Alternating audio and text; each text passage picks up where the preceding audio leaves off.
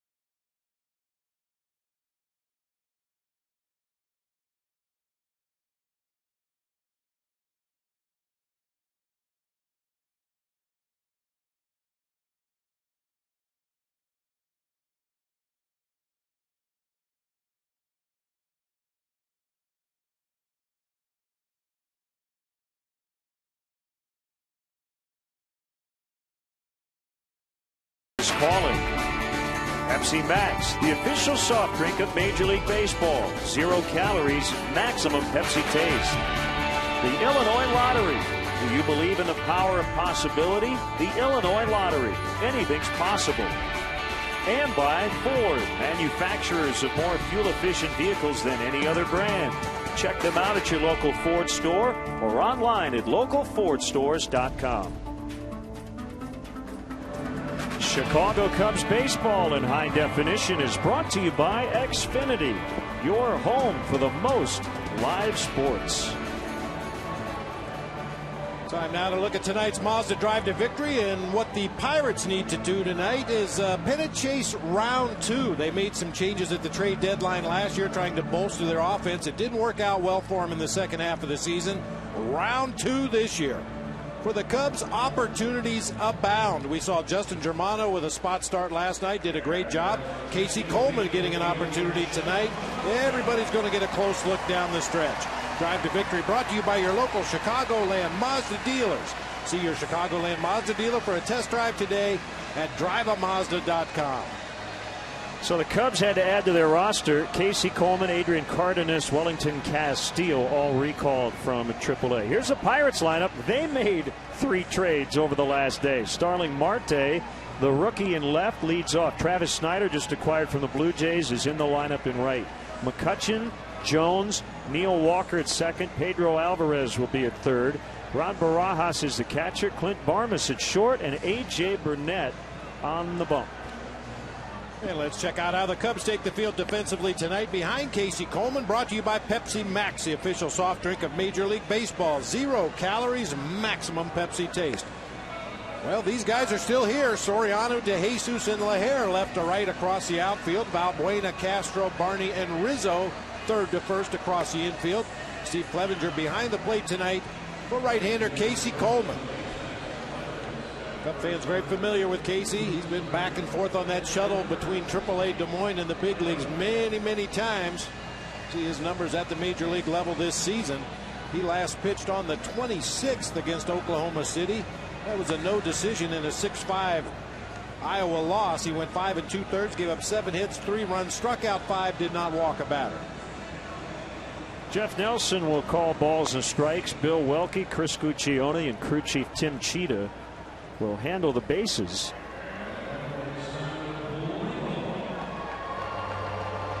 It was a hot day here in Chicago, but you've got a lake breeze. And right now, temperatures in the mid-70s and just a gorgeous evening. Cubs with a season best 14 runs last night that included a 9-run fifth. So they've won 3 in a row. The Pirates have dropped 3 of 4 to the Cubs over the last week. And we'll talk about their deals as we move along as well. Here's Starling Marte in his 5th big league game, at his first career 3-hit performance last night. We're underway, ball 1. It has not been a good year statistically for Casey Coleman at the big league level or at AAA. .732 in 16 outings with the Cubs. This will be his first start this season. 2-4 at Iowa. His ERA 5.01. Swing and a miss, 1-2. Well, the good news is for Casey Coleman, in 3 games against the Pirates in his career, 7 1/3 innings pitched, only 1 earned run.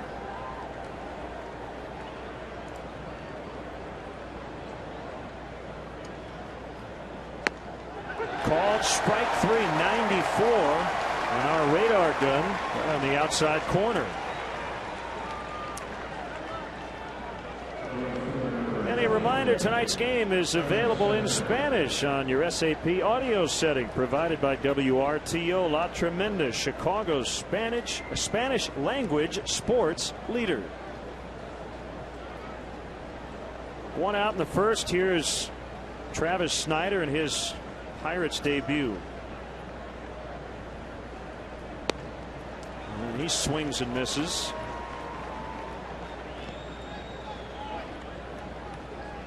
The Pirates sent right-hander Brad Lincoln, a reliever, to the Blue Jays. Snyder started the year at AAA Las Vegas and hit .335. 13 home runs, knocked in 57 in just 61 games. The Blue Jays brought him up on July 20th.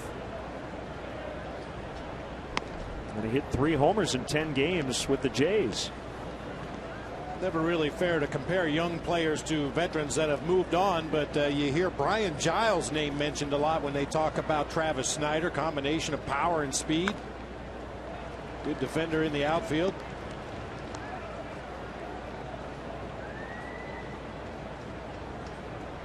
So he's in there. Alex Presley not in the lineup.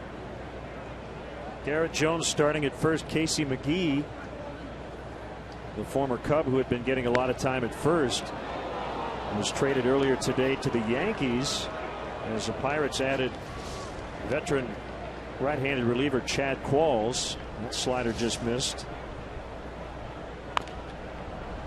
On the ground toward third. Valbuena will not have a play. He'll throw way late. And Snyder 1 for 1 as a Pirate.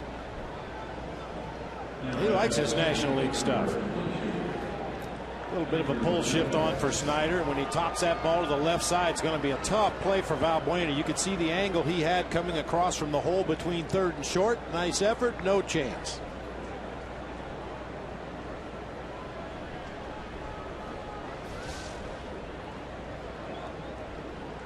Pirates also acquired first baseman Gabby Sanchez, a Miami Marlin All-Star from last year who had been demoted to the minors with the Marlins. They had to give up AAA outfielder Gorkis Hernandez along with their sandwich pick. And after the first round, they got the second pick in that new lottery. In that round, those are now tradable picks. Bounced up the middle. Castro with a little bobble. And the Pirates have 2 hits and haven't hit one out of the infield.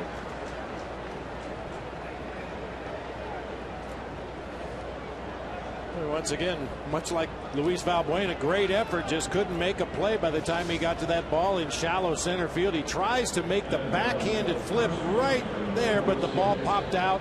And at that point, your best serve just hanging on to it. Don't complicate matters. Don't let Snyder advance to third base. So 2 on with 1 out. And here is the first baseman Jones.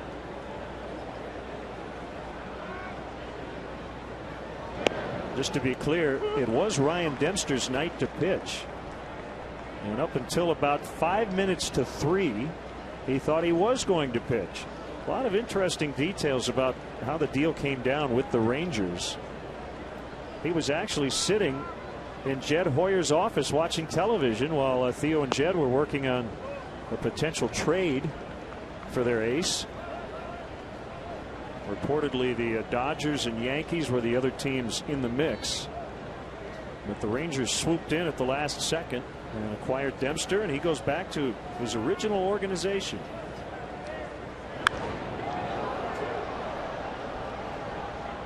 And in return, the Cubs acquired a right-hander Kyle Hendricks and an infielder, third baseman Christian Villanueva. They were both playing at high A in the Ranger organization.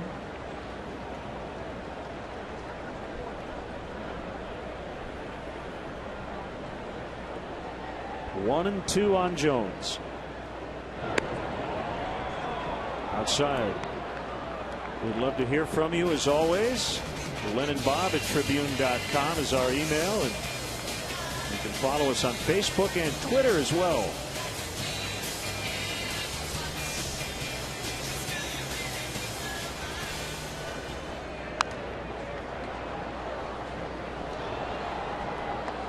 And you mentioned the Pirates trading Casey McGee to the Yankees. He better hit the ground running. They need corner infield help there. Mark Teixeira day to day with a wrist injury, and A-Rod out probably until the 1st of September. Those are the 2 positions that Casey McGee plays. They plug 2 holes with 1 deal.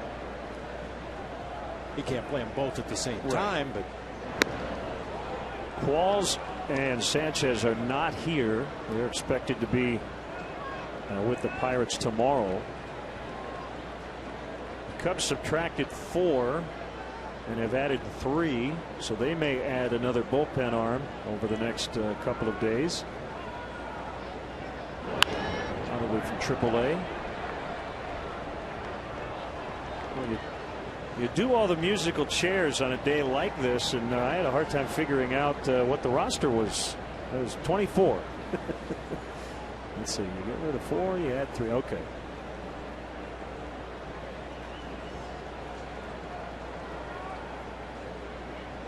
3-2 on the way is low, and that loads the bases.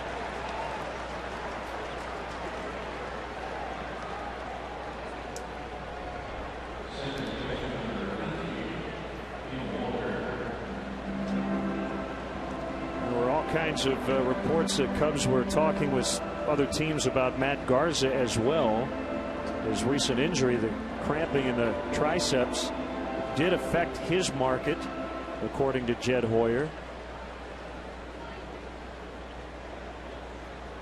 It was thrown out there, the idea of the Cubs potentially, Bob, could have traded their top 3 starting pitchers. They got rid of 2 of the 3.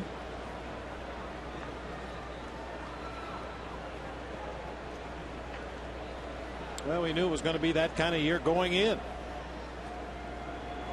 Here's Neil Walker, and he takes a fastball outside, bases loaded, 1 out here in the opening inning. I think with the names that have come in return, Cubs are looking for high impact guys, so they're going to take a risk or 2. They want high ceiling prospects. And what that means is you might pass up on a minor league player at AA or AAA who you think can be in the big leagues in the next year or 2, but only projects as maybe a utility infielder, a 4th outfielder, a 5th starter. You'd rather go for the kid at low A or high A who's 21, 22 years old, who projects as maybe a number 2 starter or an everyday third baseman or second baseman. And it sounds like those are the types of guys the Cubs got in return. Yeah, scouting is a very inexact science, but heard good reports on all these guys. Jake Brigham from Texas and the Giovanni Soto deal. The other 2 guys coming from Atlanta. Vizcaíno coming off Tommy John surgery. Not as much of a concern as it once was in the game of baseball, because so many guys have come back better than before after Tommy John surgery, and he was pretty good before. Towering fly ball out into deep right. Neil Walker with a grand slam. Where he hit it high. I think he thought he got it, and he was right, as that ball actually got into only the first row of the bleachers, but certainly well enough. And it's 4-0.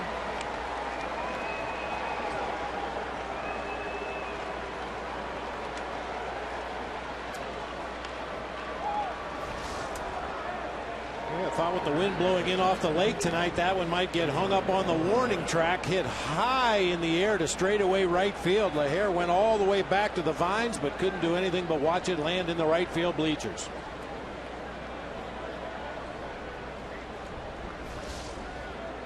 Second career grand slam for Walker.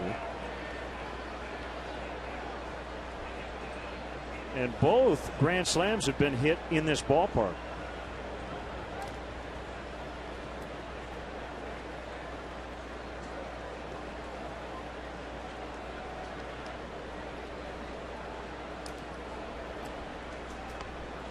So the base is cleared, and a 1-0 count on the third baseman Pedro Alvarez. Now 2-0.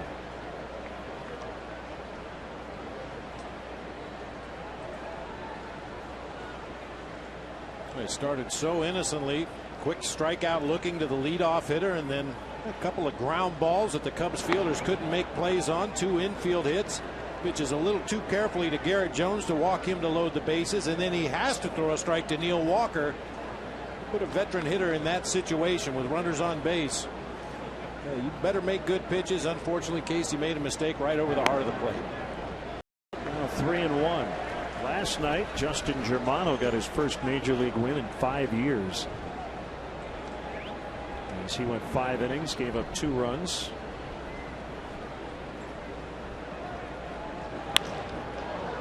That one lined into the left field corner. Alvarez coming around second. He's going to hold there with a double.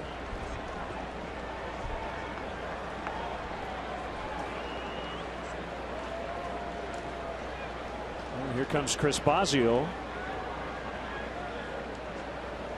Dale was asked would there be a letdown today after all the deals, and the one thing he's talked about is once the game starts, he's been really happy with his team's focus and how hard they've worked.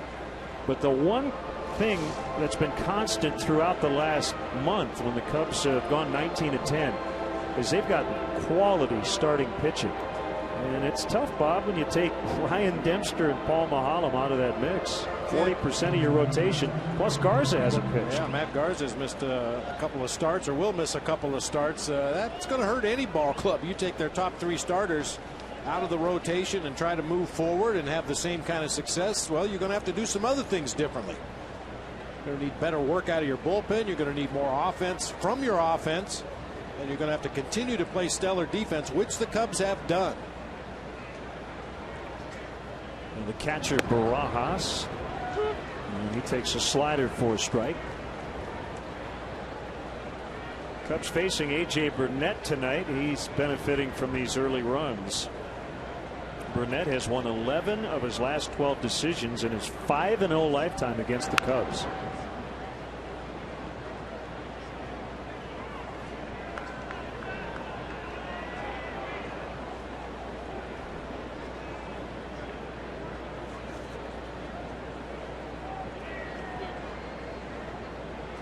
Pirates lost last night, but they did not lose ground as the Reds had their 10-game winning streak snapped. So the Bucks are 3 games out in the Central. A.J. Burnett hasn't even taken the mound yet. It has to feel like the same old, same old. He gets a lot of run support here at Wrigley Field. You go all the way back to 1974. Only Eddie Solomon has received more run support here at Wrigley than A.J. Burnett. Burnett averaging nearly 11.5 runs of support pitching for teams here at Wrigley Field.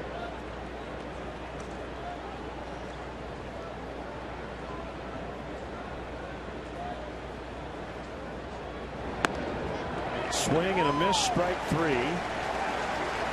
2 outs. They've both been strikeouts, and it'll bring up Barnes, the shortstop.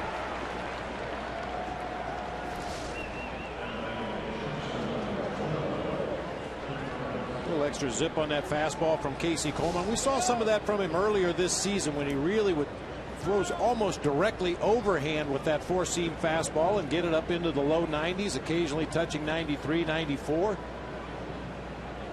His bread and butter pitch is that sinking 2-seam fastball, and he'll change his arm angle on that as well. But we've seen a lot more velocity from Casey this season than we've seen in the past.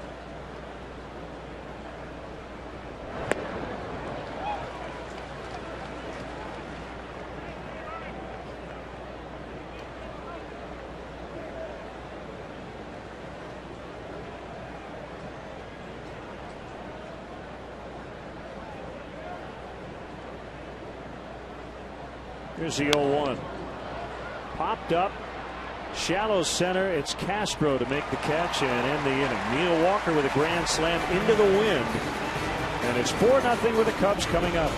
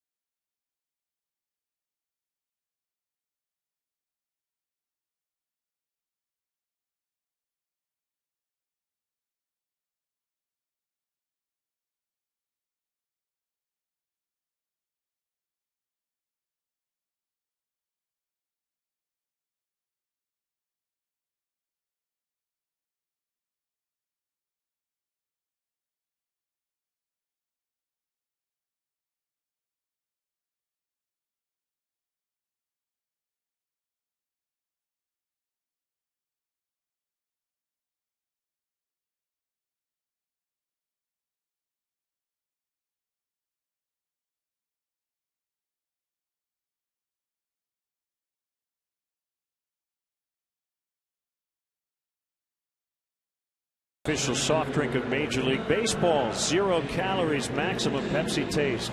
De Jesus in center, Castro the shortstop, Anthony Rizzo at first. Alfonso Soriano always hits the Pirates well. You have the struggling Brian LaHair in right, Steve Clevenger back of the plate. Darwin Barney nearly hit for the cycle last night. Luis Valbuena and Casey Coleman will round it out.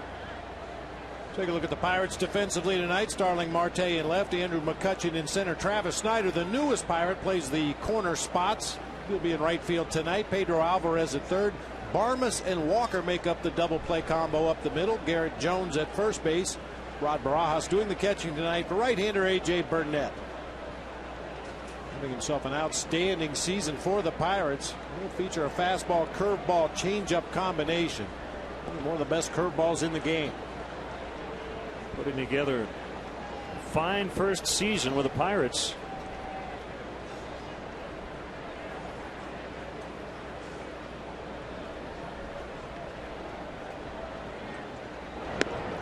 Well, the Cubs are down 4-0, but they are used to scoring in the first inning. They've put up at least 1 run in the first inning in 6 straight games.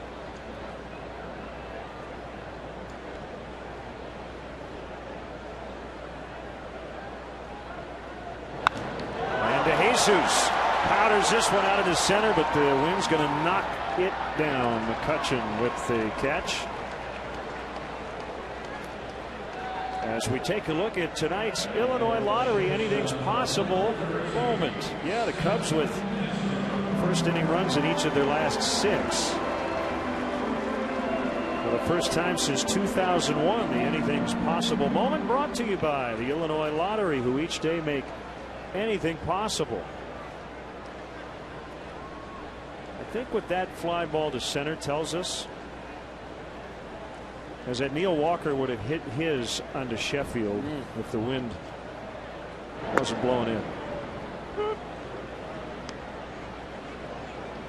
That ball made a nice sound off of the bat of David De Jesus, but just got out into deep center field. Wind knocked it down into the glove of Andrew McCutchen. No damage.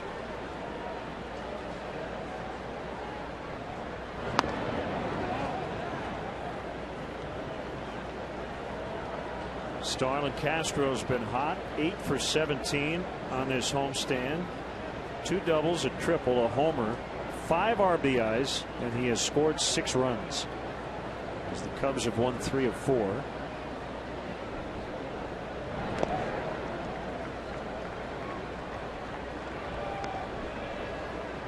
Starlin showing some big time pop to straightaway center field in the ball game last night.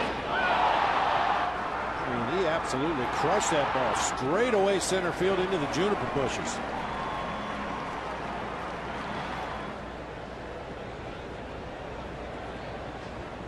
A wind in the 2-1 pitch. Fastball hit on the ground to Walker.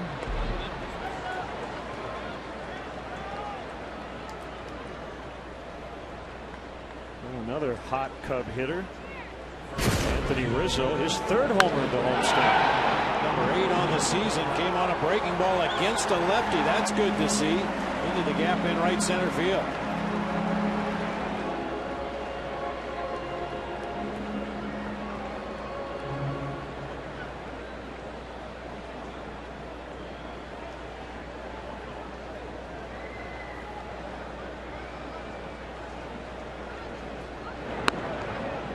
Before A.J. Burnett was acquired from the Yankees in mid-February, he reportedly used his limited no-trade clause to lock a potential deal to the Angels. And he started this season on the disabled list because of a fractured orbital near his right eye. That injury he suffered when he fouled a bunt off his face during spring training drills.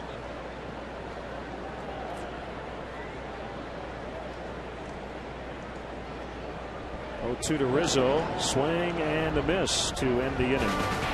So Burnett, who will lead off the second, will carry a 4-0 lead into the inning.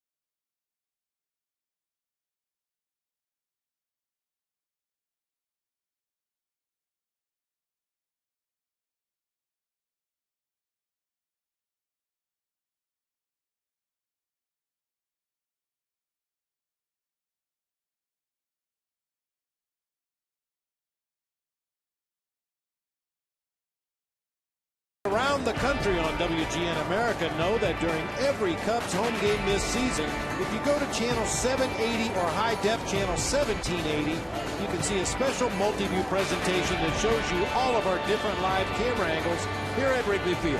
It's pretty cool. So if you want to direct the game along with Skip Ellison, give a look to AT&T UVerse channel 780 or high def channel 1780. One strike on Burnett.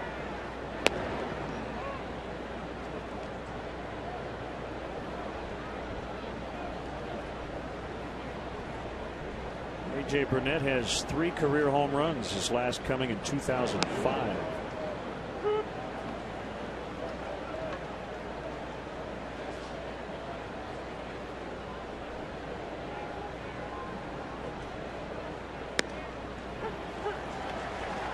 Called third on the outside corner.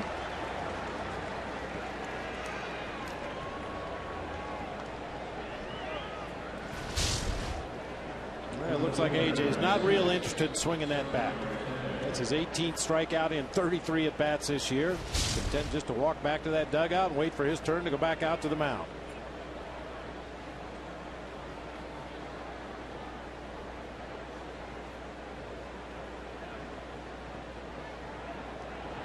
Talked about Casey Coleman going back and forth between AAA and the big leagues going back to 2010. This is the 7th time he's been brought up.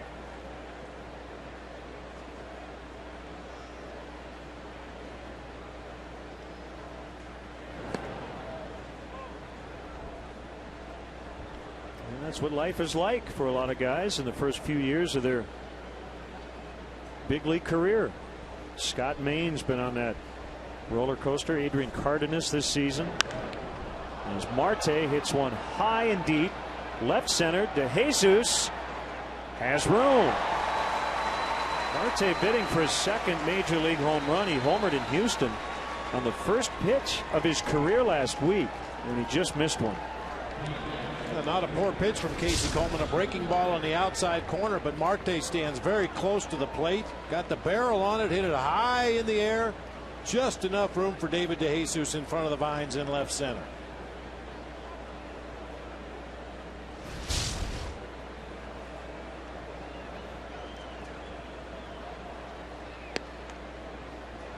You talked about Casey Coleman and Scott Main and Adrian Cardenas, a lot of guys who are on that shuttle between the big leagues and AAA. That's more the norm than guys coming up from the minor leagues immediately becoming everyday superstar players at the major league level.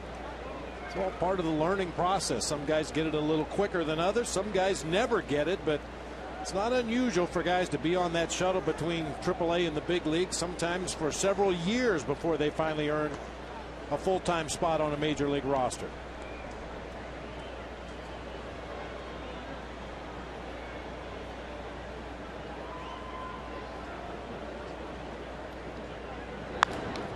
Hit hard on the ground, but right to Darwin Barney. And a 1-2-3 second for Coleman.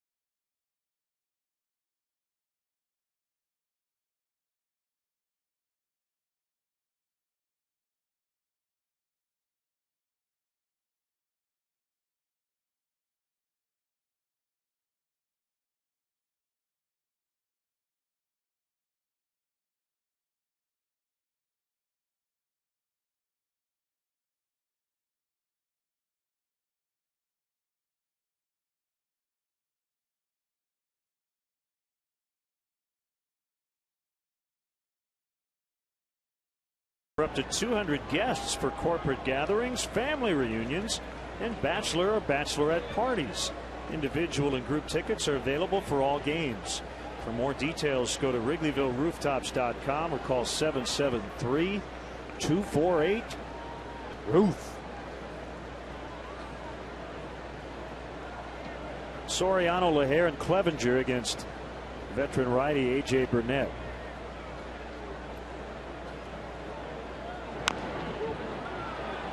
Tapper, and Burnett will underhand to Jones for the out. Well, the Pirates, Bob, have really cornered the market on curveball specialists. You mentioned Burnett has a good one. Eric Bedard struggled last night. Throws his curve a lot. And we know about Wandy Rodriguez and his breaking ball.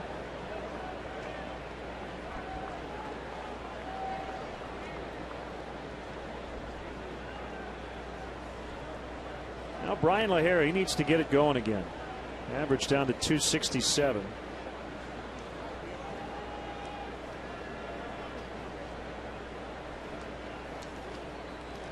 Without a hit in 15 at bats over his last 5 games.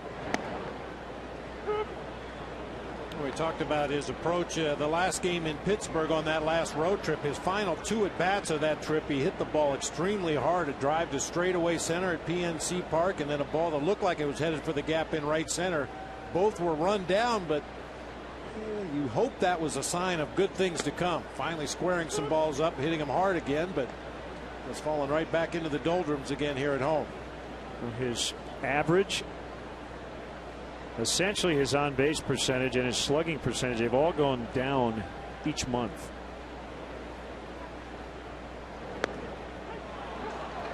Called strike 3.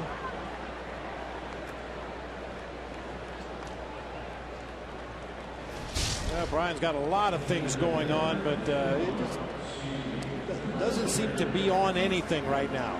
See his hands in tight, very close to his jaw line. Doesn't get a lot of separation, get his hands away from his body as he strides into the pitch. All things that he's working on every day in batting practice, but just can't translate into the game. Behind fastballs, out in front of breaking pitches. Steve Clevenger should get a few more starts now with Giovanni Soto having been traded to Texas. Wellington Castillo is here. Probably a 50-50 split, according to Dale Swain.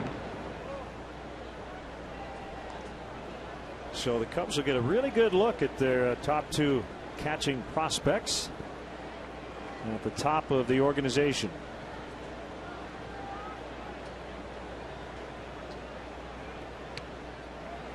Time for our Xfinity catcher profile. Protecting home for the Cubs this season, there have been 5 guys behind the plate. Giovanni Soto doing the bulk of the work. Steve Clevenger, Coy Hill, Wellington Castillo, Blake Lally. Remember earlier this season when the Cubs had a lot of injuries to the catchers. It's been a revolving door. Xfinity Home offers state-of-the-art features that help you stay connected to your home and family anytime, anywhere.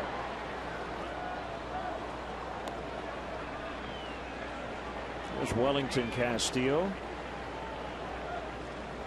Well, it's been a struggle for Iowa. The I-Cubs have gone 1-10 on their current 12-game trip.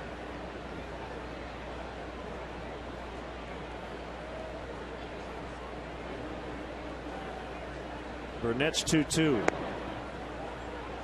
That's low.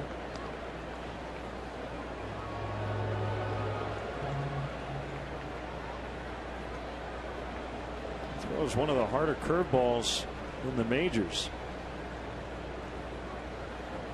Last one, 83 miles an hour. Fastball deflected by Burnett. It'll go 1-4-3 to end the inning. 4-0 Pirates after 2.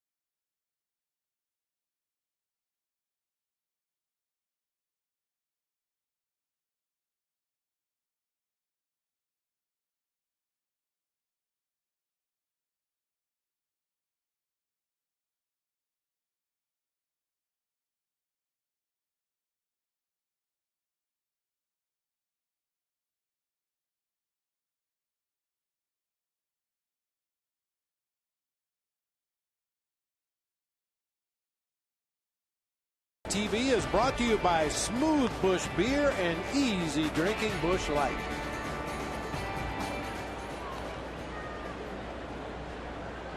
Top of the third, the Pirates got 4 on one swing. Neil Walker with a grand slam in the opening inning. Off emergency starter Casey Coleman.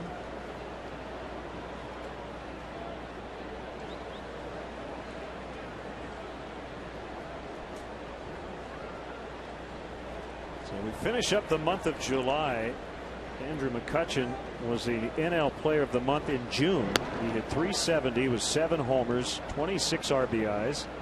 This month he's hitting .437 with 7 homers, 15 knocked in. His on-base percentage is over .500. Can't wait to see what he does in August and September.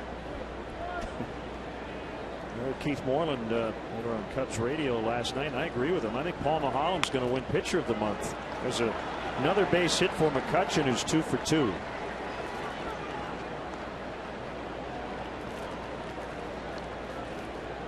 Make sure you check out our WGN Baseball blog on WGNTV.com. It's brought to you by Jeff Vukovich, nationwide agent serving the area for 33 years.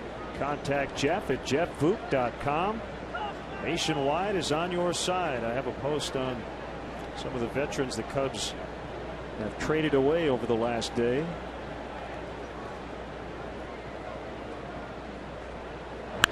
Garrett Jones smacks one foul. I was talking with Darwin Barney before the game about his bid for the cycle last night. Came up a double short.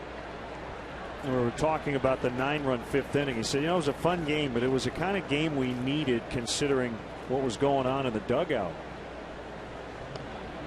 Reed Johnson was due up in that inning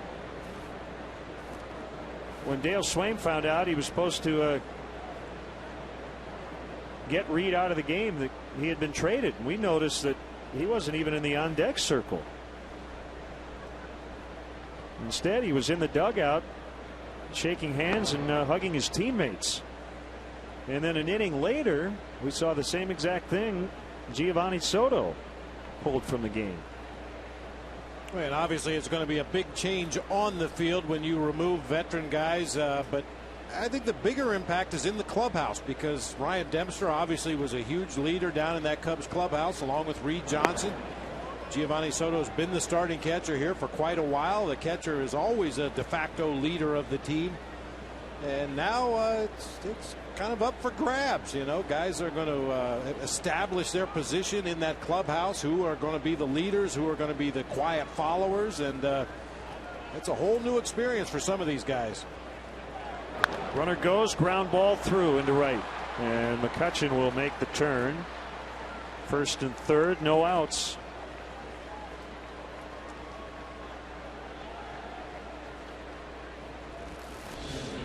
Well, not the first time this has happened to a major league team. This was Reed Johnson who was the first to go. Ironically, Giovanni Soto comes down, gives him a big hug, and just a few minutes later it was Gio who was exchanging hugs with teammates.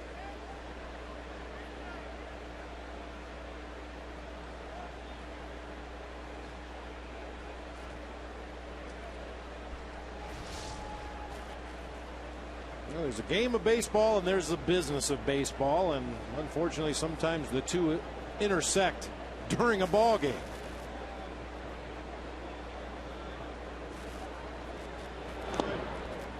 Clevenger able to stop it, keeping Jones at first.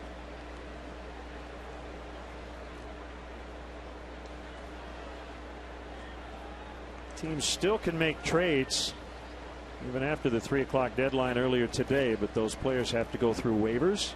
That was a 93-mile-per-hour fastball from Casey Coleman. I've been talking a lot to Mike Borzello about blocking fastballs in the dirt. It's obviously a pitch you don't expect to go into the dirt. Very, very tough to get into a good blocking position because of that. And throughout the season, we played the Cardinals a lot. We've seen Yadier Molina do it, and we saw Steve Clevenger do it right there. Rather than try to drop to your knees, cover the 5-hole, get in good blocking position, you don't really have time to do that on a fastball. Just get your glove in front of the ball as best you can. Try to slide your body out there behind your glove, but at least get the glove in front of the baseball. That time Steve was able to do it with the backhand. Rizzo's going to fire home. And McCutcheon's out. And he was going on contact, one away in the inning, first and second.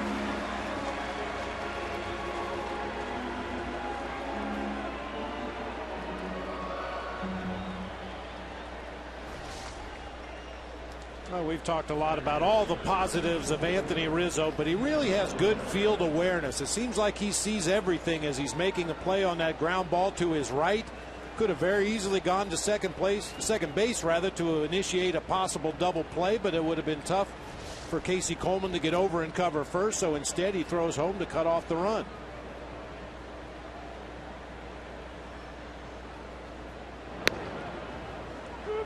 Fastball to Alvarez for a strike.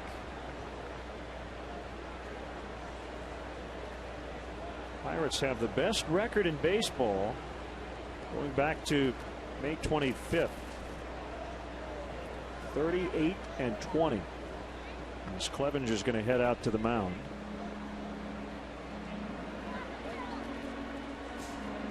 As Bob alluded to it earlier, they're getting a second opportunity to not just finish over 500 for the first time since 1992, but get to the playoffs as well. They were in first place in late July last year before their pitching collapsed in the final 2 months.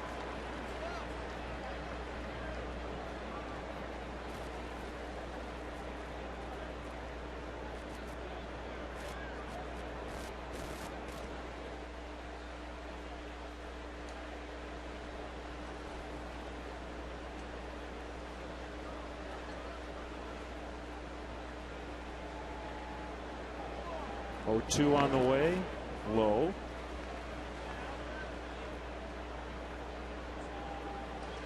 Yeah, this pitch from Casey Coleman, a breaking ball, much slower than the 93-mile-per-hour fastball he threw in the dirt earlier. This time Clevenger has an opportunity to get in good blocking position because the pitch was slower, and he was anticipating a breaking ball possibly going into the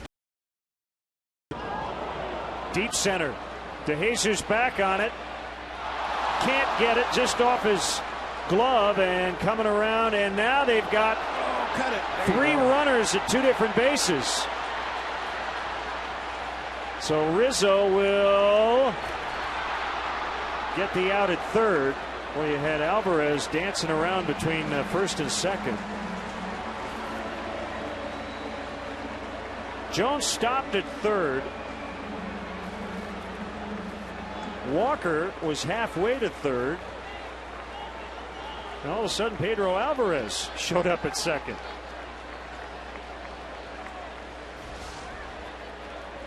Nice attempt by David DeJesus. I think he was expecting that ball to get knocked down by the wind. It just continued to carry over his head. Boy, once again, good read by Anthony Rizzo. He could have very easily let that ball go through to home plate, at which point the Pirates would have retreated and had the bases loaded with one out. Just a point of rule there. The runner who has already established the base is entitled to that base.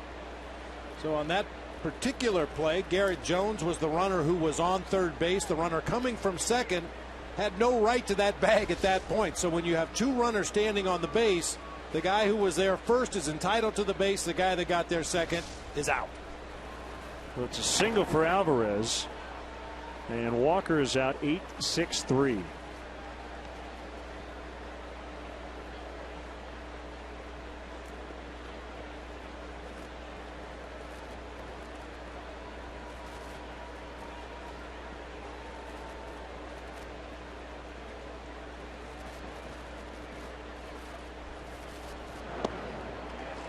Couldn't hold up 1-2 to Barajas.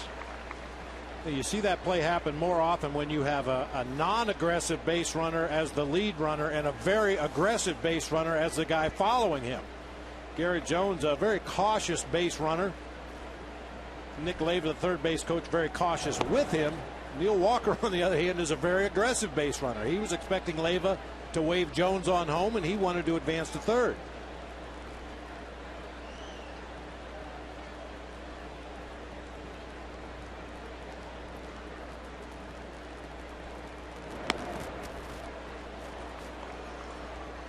Full count with Barmas on deck. Coleman trying to escape. He's given up 3 hits in this inning, but the Pirates haven't yet scored.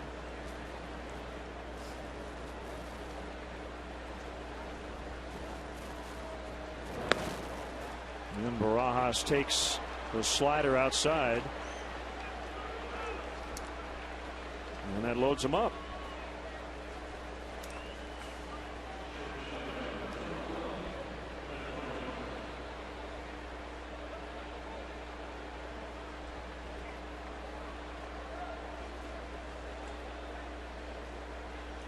Okay. Must have lost a bet.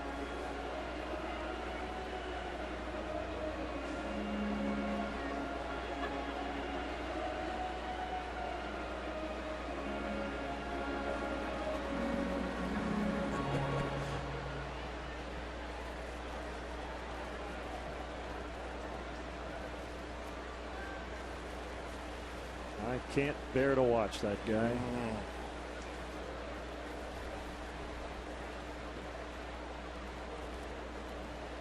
Barmas popped his short his first time up. He takes a strike.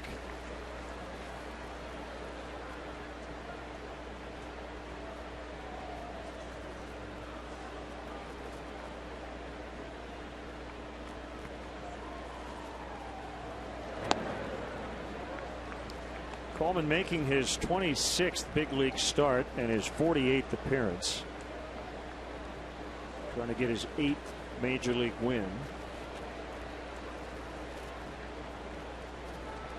15th round pick of the Cubs back in 2008.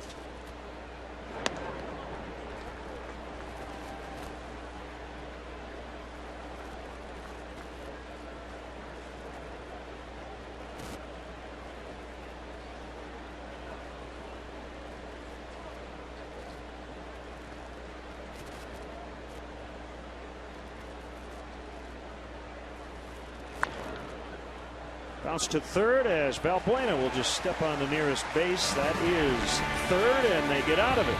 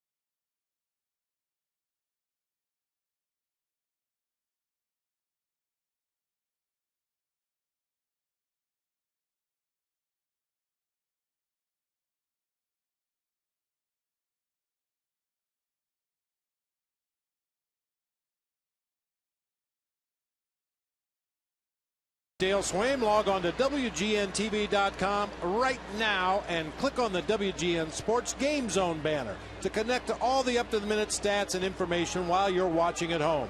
Game Zone is sponsored by The Great Escape, pools, patio sets, play sets, hot tubs, and more. 4-0 Pirates. Cubs will have 7, 8, and 9. Barney, Valbuena, and Coleman. Darwin again came up a double shy of the cycle last night. Said he has never hit for the cycle at any level. And in his final at bat, he was thinking about the lines, hitting one down the left field line or the right field line. Ended up taking a called third on a 3-2 pitch.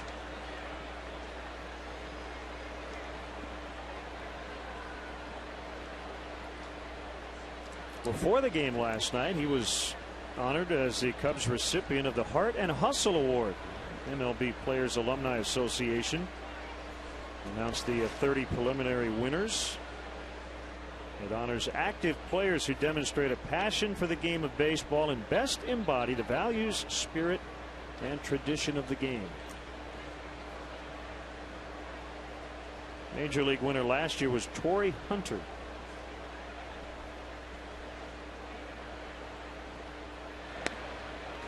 Called strike 3 on the outside edge.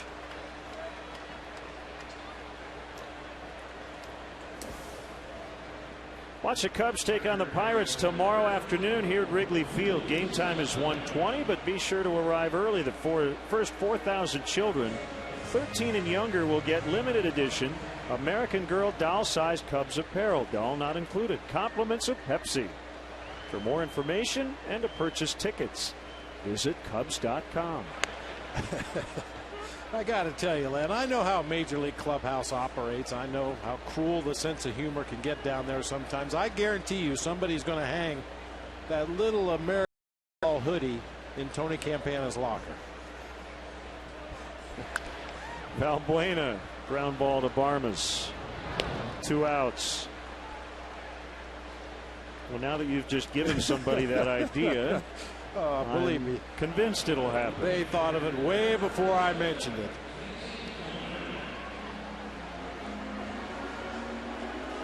Enormous glove. Oh, yeah.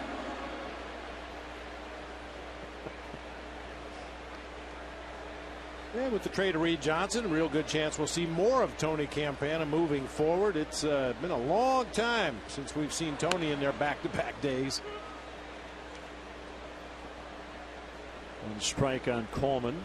I want to say hi to Tennessee Smokies. Everyone in the press box. They've got us dialed in on WGN America during a rain delay. What a shocker. It's been raining a lot in Tennessee this summer.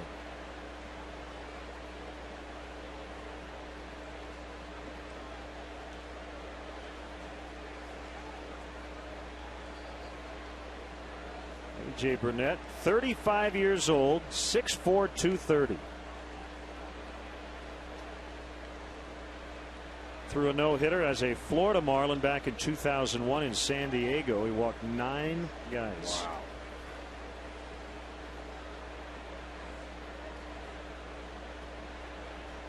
First pitcher in modern history to give up 9 walks in a complete game, 9-inning no-hitter. The all-time record is 10. That was Jim Maloney of the Reds here at Wrigley Field. That game went 10 innings on August 19th, 1965. That is the kind of night where a pitcher might actually not know that he has a no-hitter because there's so much traffic. Well, he's perfect through 3 tonight. 9 up, 9 down. 4-0 Pirates.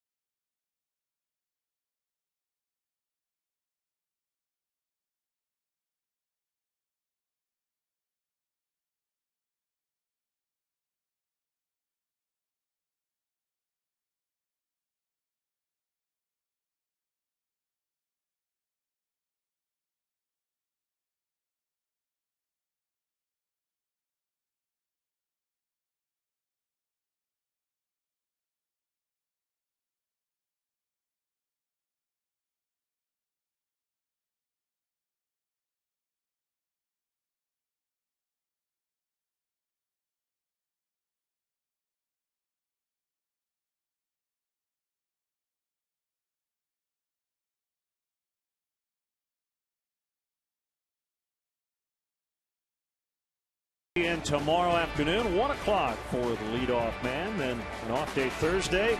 And we hit the West Coast, Southern California, 6-game trip starting in Los Angeles on WGN, 9 o'clock Friday night. Ford manufacturers of more fuel-efficient vehicles than any other brand. Check them out at your local Ford store or online at localfordstores.com.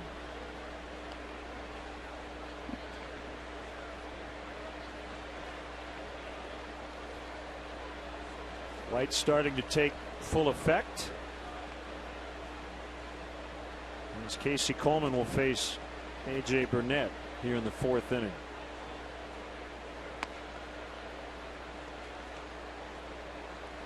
It's interesting, you know, they installed lights here at Wrigley Field in 1988. And there were a lot of fans who didn't like it. They wanted the Cubs to play forever all their home games during the daytime, and while there's nothing quite like a Wrigley Field 120 matinee, this is a beautiful park on a night like this with the lights on, and we get to sit here and the spotlight's on the 7th inning stretch singer. You feel like you're on stage, in front of 40,000 people. It's pretty neat. Let's step aside and see what's coming up on WGN.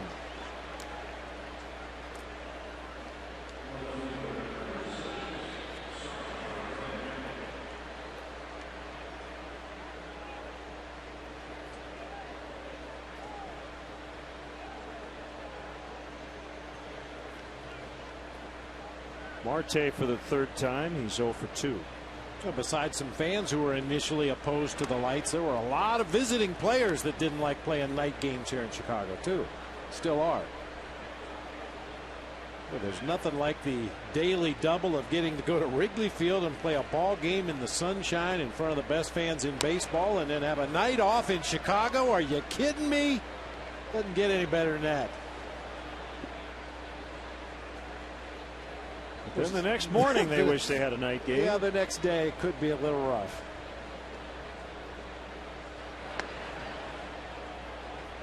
Two and one.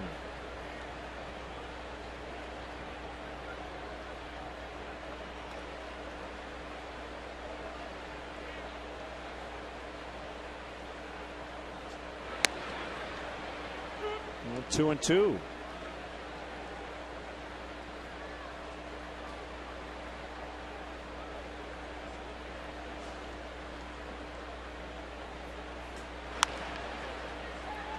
Rizzo took one step toward the ball, gets back to the bag in time to receive the toss from Barney. We invite you to stay tuned for the 7th inning stretch, brought to you by Captain Morgan. Raise your glass, always in moderation, to life, love, and loot. Local Chicago band Poi Dog pondering with the 7th inning stretch today.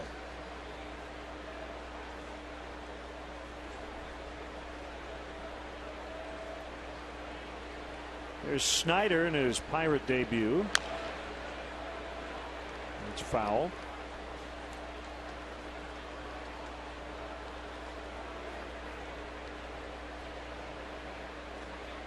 Snyder, a first-round pick of the Blue Jays back in 2006.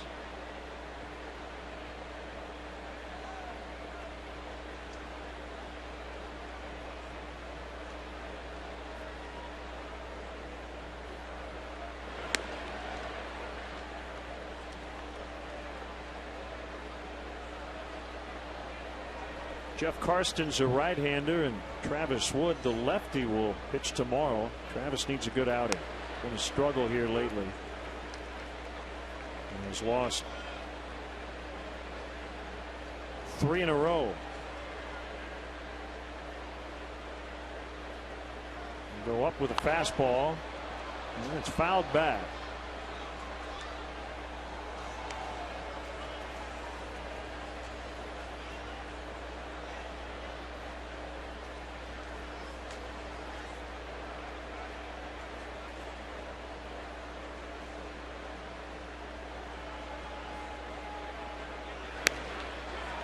Got him. Called strike to end the inning. That's 5 punch-outs for Coleman, who trails 4-0.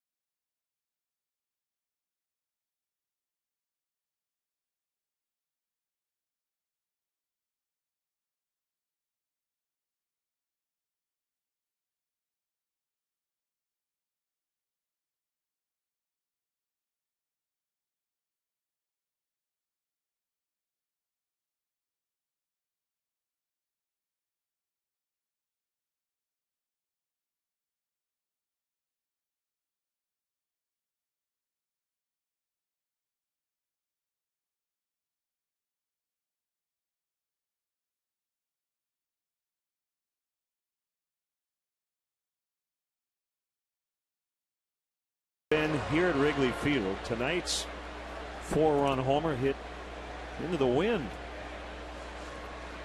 Just got it into the front row out in right center.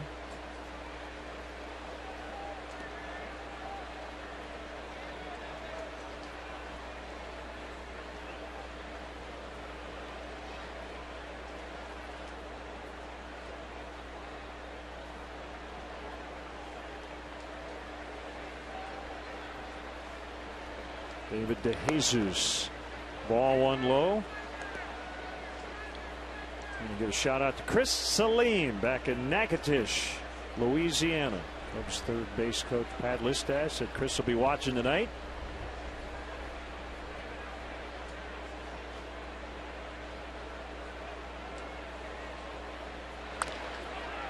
Bounced right to Garrett Jones.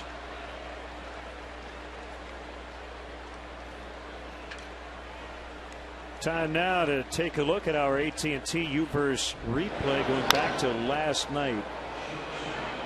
Starling Marte bit on the Starlin Castro deke at second base and was doubled off first. See what's possible with AT&T UVerse high-speed internet. AT&T, rethink possible. You know, Len, looking at that play, not only deking Starling Marte into sliding into second base, but then turning and running out and getting into a cut position to relay that ball on to Anthony Rizzo for the double play. Foul.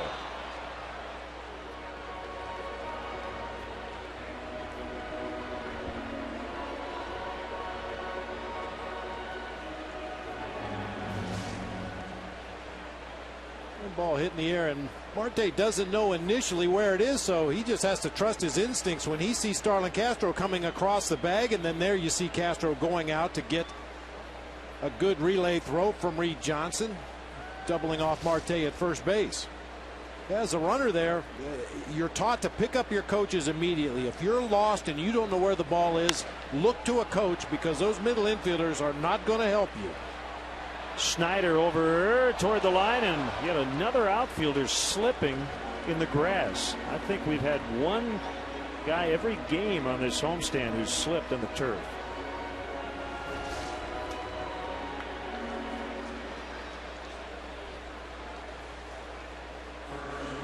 As he went to plant that left foot to slow himself down, his heel just went right out from under him, takes a big divot.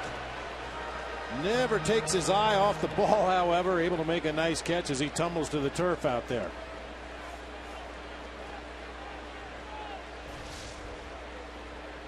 Bob, we want to congratulate the Garzas as they welcomed into the world their 4th child, according to Matt, who just tweeted. God has blessed my family with a beautiful baby girl. Welcome to the world, my beautiful Summer. Nice. So who gets the shaving cream pie, the baby, the mom, or the doctor that delivered it?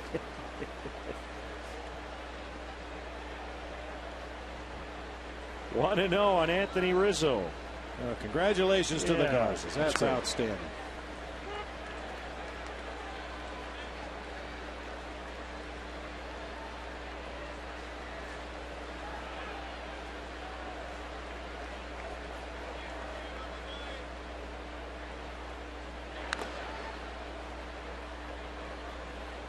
It seems funny, Len. Anthony Rizzo has all of 29 games in the major leagues for the Cubs this year. And when I walked into the clubhouse today, he says, "Hey, do you know all the new guys?"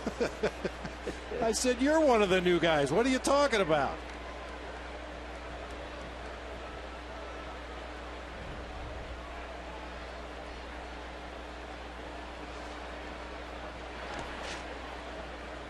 That's the evolution of a major league team in a major league clubhouse. That's how it goes. Guys are traded, guys retire, players are released, and all of a sudden one day you wake up and realize I'm as veteran as they come on this team.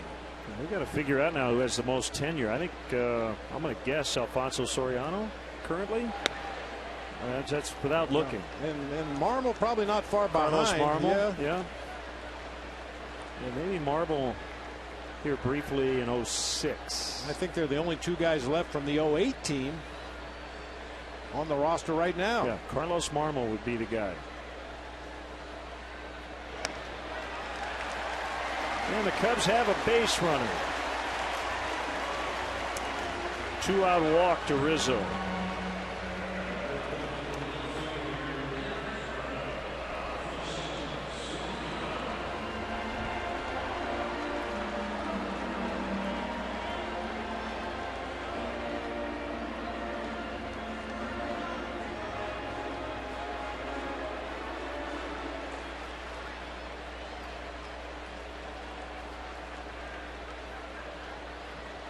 Alfonso just 3 for 16 against Burnett. And he takes a strike.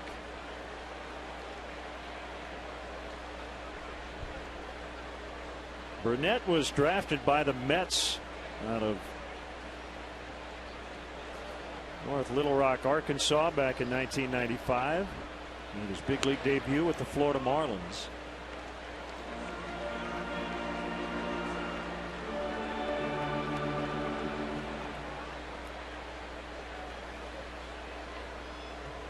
His off-season home in Maryland. Interesting pitch counts. 9, 10, 11, 12. Now 13 for this 4th inning.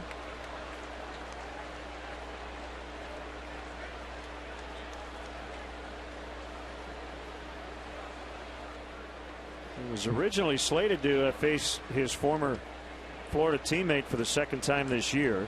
A 1-0 shutout over Ryan Dempster at PNC Park back on May 25th.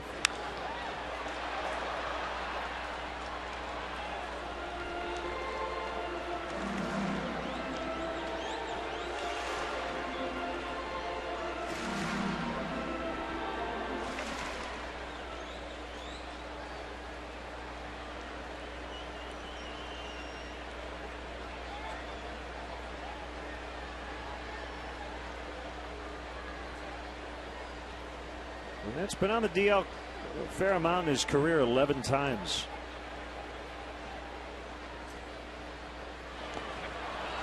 And Soriano strikes out, so he does walk Rizzo for the first Cub base runner, but still hasn't allowed a hit through 4.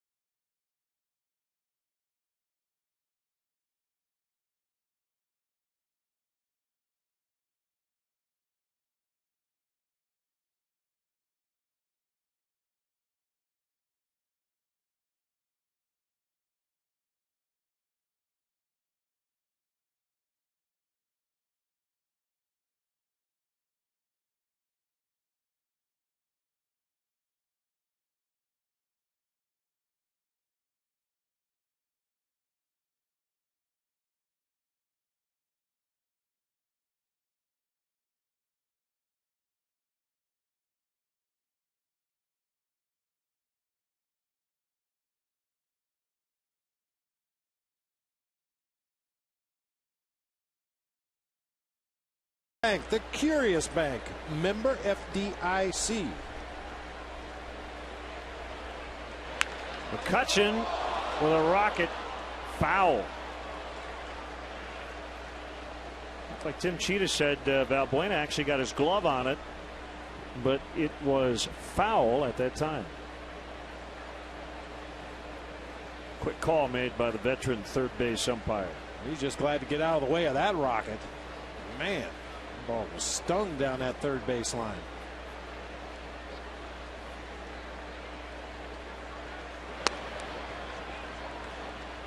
McCutchen came in leading the majors at 368, and he's 2 for 2. The heavily tattooed A.J. Burnett has not been tattooed in the game tonight.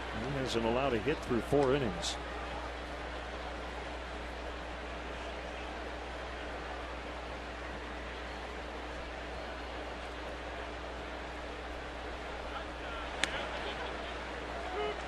Two and 2 on the MVP candidate. Two-time All-Star Andrew McCutchen.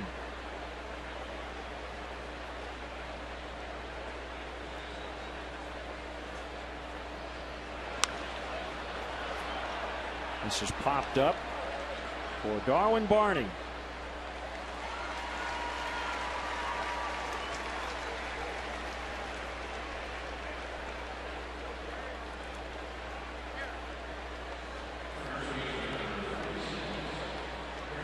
Phillies have jumped all over Steven Strasburg tonight. He went just 4 innings, gave up 6 runs on 8 hits, including 2 home runs. Kevin Franzen and Jimmy Rollins. Phillies lead 6-0 in the 8th inning in D.C.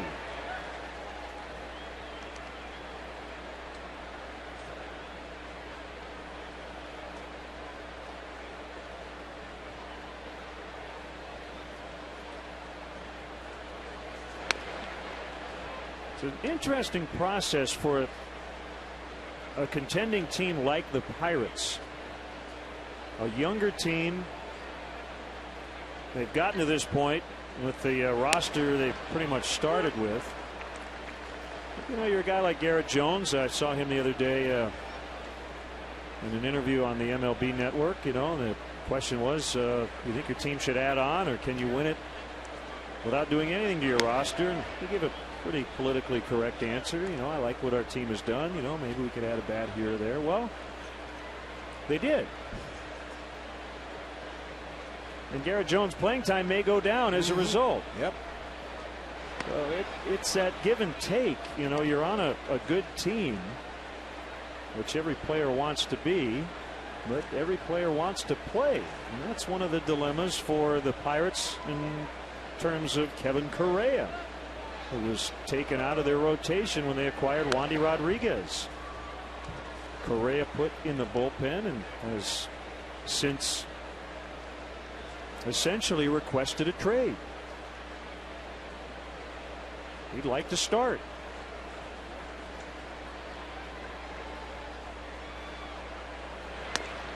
Ball 4. Jones on for the 3rd time as Coleman's walked 3, and let's step aside and see what's coming up on WGN.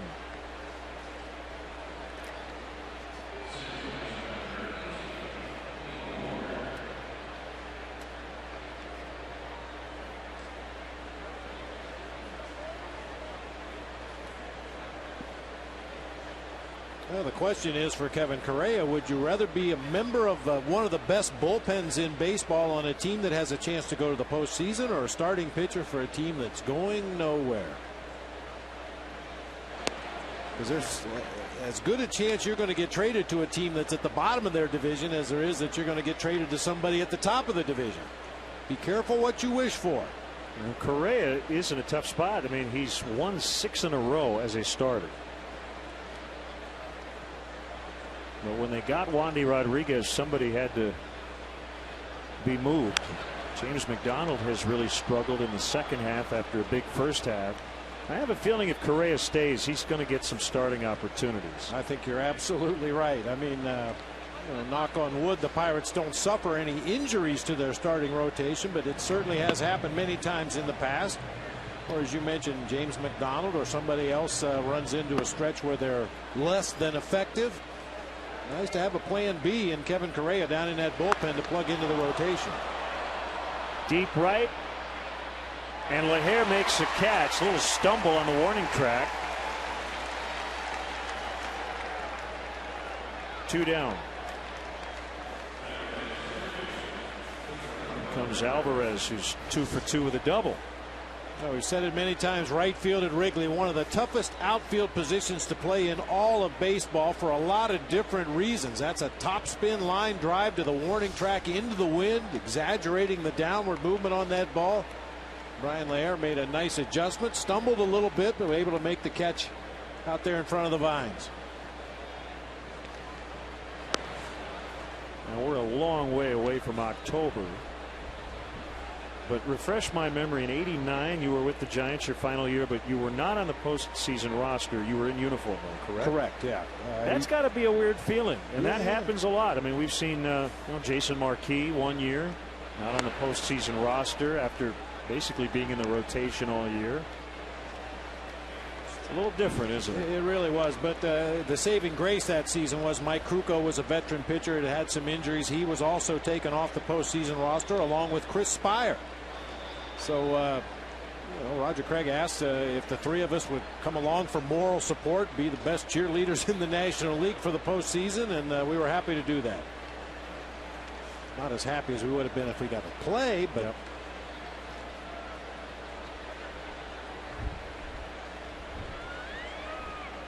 But obviously Neil Huntington, the Pirate general manager, felt that they just needed to add a couple of parts to fortify this 25-man roster. We may not be done yet. And I think that was important for the Pirates, Len. We saw when we were in there last week, the attendance is up. The walk-up attendance on a daily basis is way up. People in Pittsburgh are starting to get excited about the Pirates again. And I think if the trade deadline had come and gone without the Pirates doing something, they may have lost a little bit of the edge that they've worked so hard to gain this season.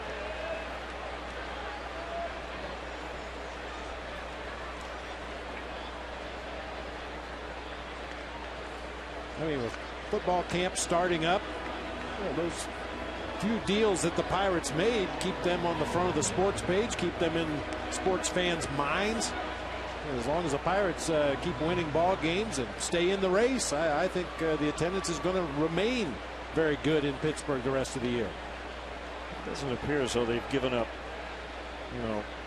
blue chip prospects over the last 2 trading deadlines in order to try to compete. That'll be it for the starter Coleman. Scott Maine coming on in the 5th.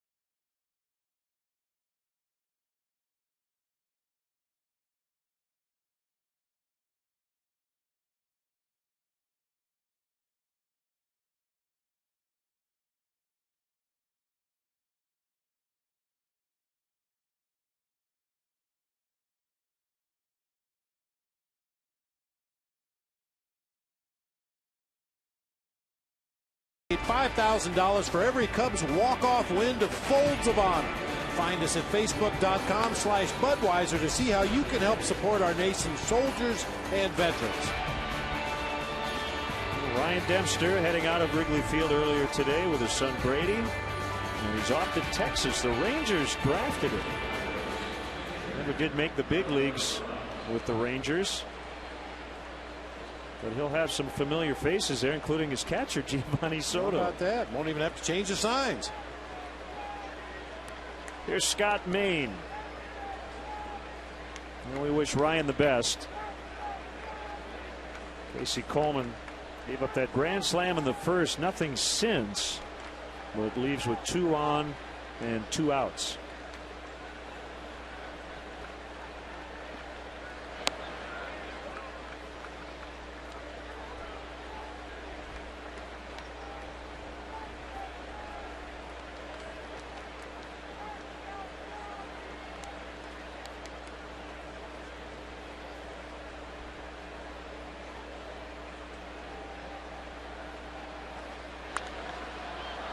Foul, first base side, and out of play.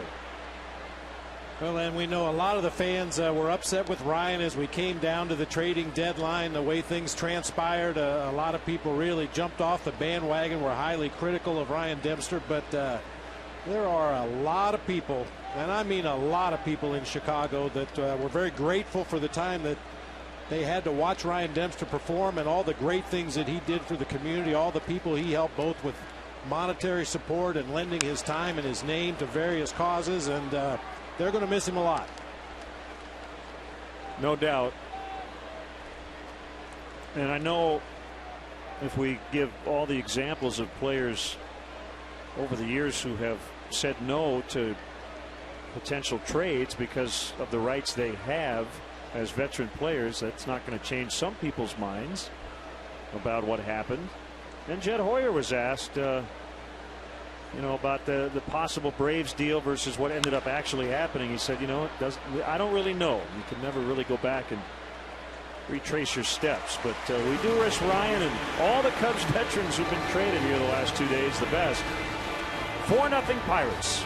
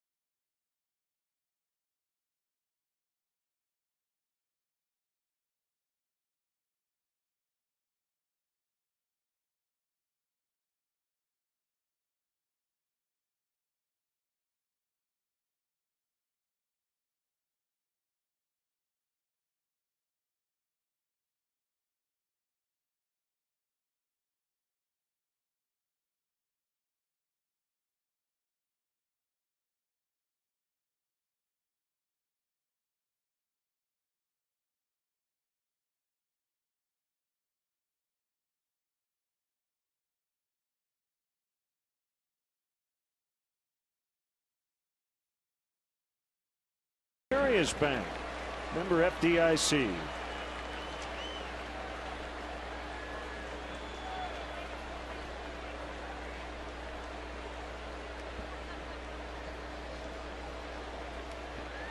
A.J. Burnett has allowed 1 base runner. That was a walk to Anthony Rizzo in the 4th as he faces Brian LaHare here in the 5th.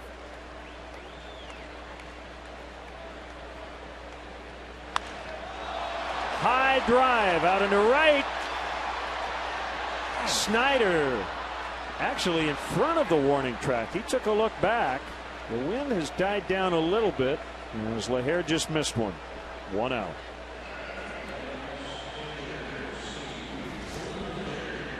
Well, you might see the Cubs get a little more aggressive against A.J. Burnett. He's thrown first pitch strike to 12 out of the 14 hitters he's faced.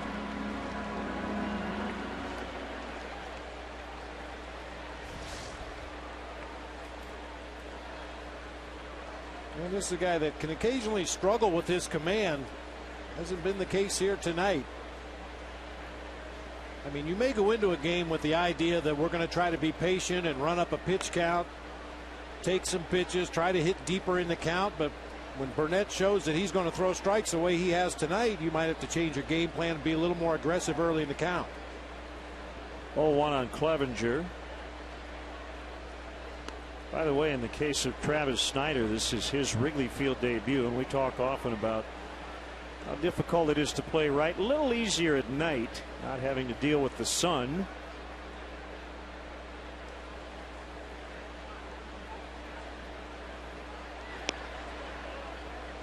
Missed on a curveball, 1-2.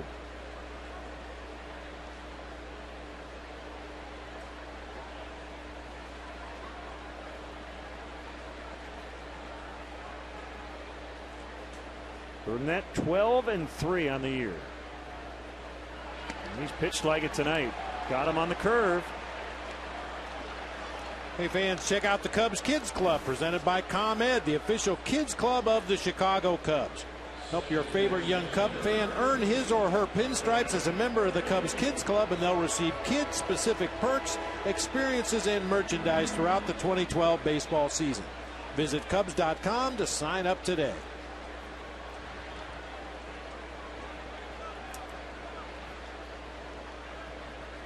Two outs, it's Barney.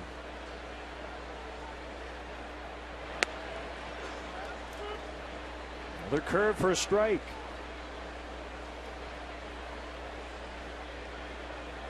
In his career, A.J. Burnett has walked 3.7 batters for every 9 innings pitched. This year it's 2.7. So he has thrown more strikes, and he is no-hitting the Cubs through 5. After 5, Pirates 4, Cubs nothing.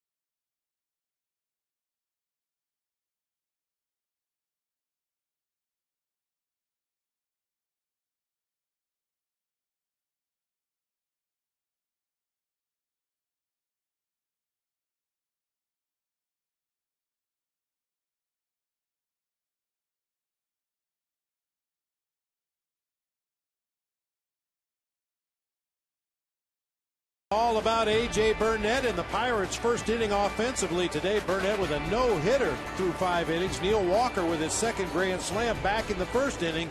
That's been the extent of the scoring tonight. Visit your local Chicagoland Honda dealer today and test drive a 2012 Honda Accord. Clint Barmas out in front of that pitch.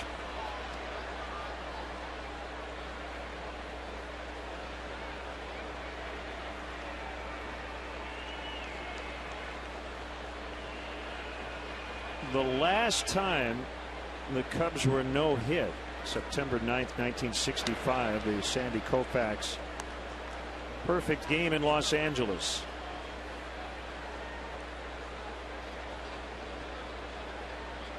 Going into tonight, 7,440 consecutive games with at least one hit. And that's a major league record.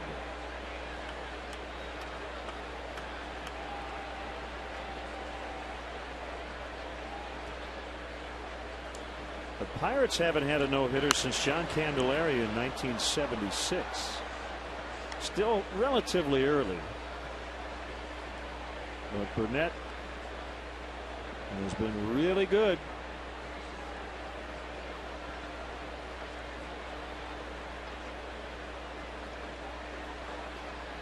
Cubs last night scored 14 runs on 14 hits.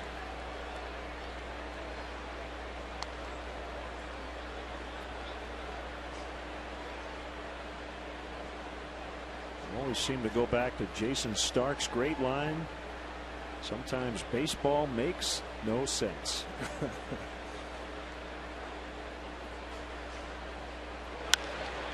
Golfed into right for LaHare.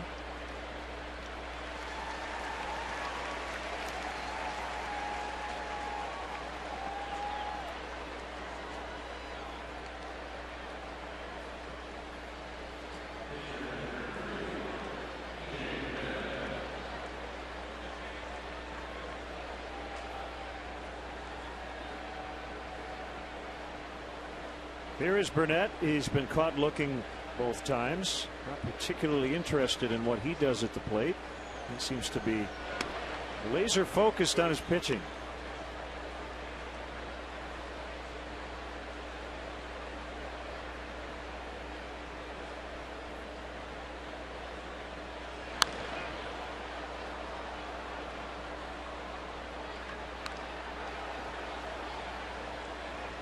Teams in the Western divisions adding talent. Brian Dempster, Giovanni Soto to Texas. Giants getting Hunter Pence from the Phillies. Shane Victorino is now a Dodger. We'll see the Dodgers this weekend. They also picked up Brandon League from the Mariners. Help out their bullpen.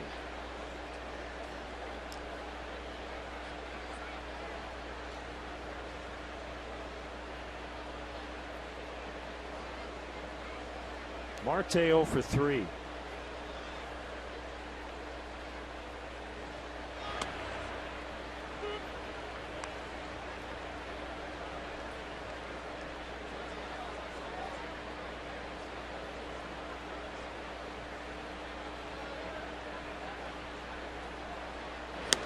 Swing and a miss. John Dank's done for the year. Left shoulder strain. He's going to have surgery on Monday.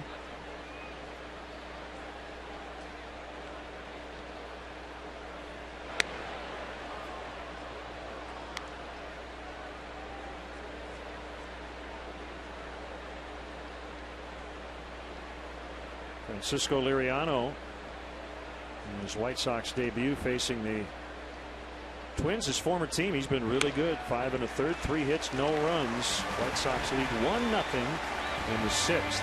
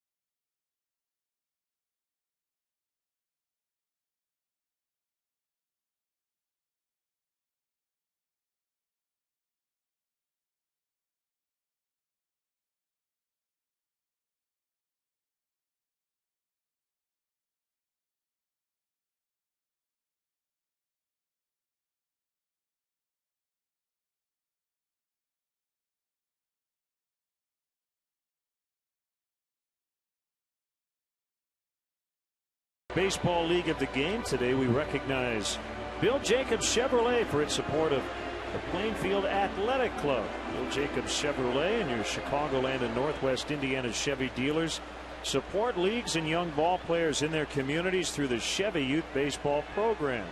From the big leagues to the youth leagues, Chevy is truly the official vehicle of baseball. A.J. Burnett has not allowed a hit through 5 as he faces Luis Valbuena. Scott Main is on deck. And then David DeJesus.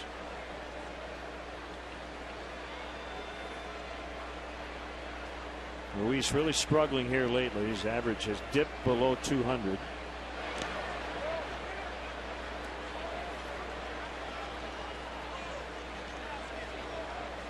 Just one for his last 26.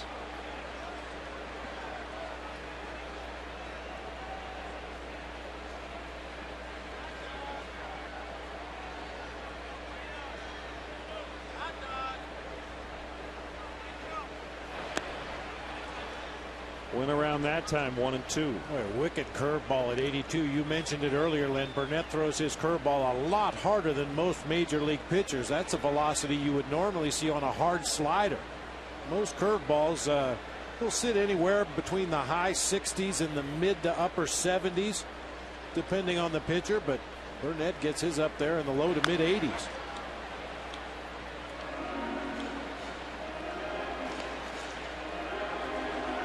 It was fun watching Justin Germano pitch with his curveball last night, throwing a variety of different speeds, using it as an off-speed pitch instead of a straight changeup, floating some of them up there 67, 68 miles per hour, others in the mid 70s.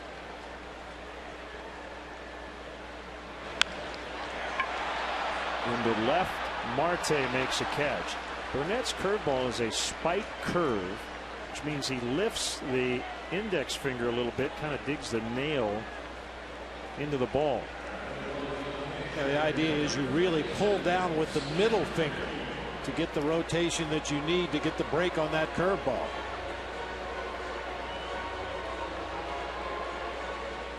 So Scott Main will hit.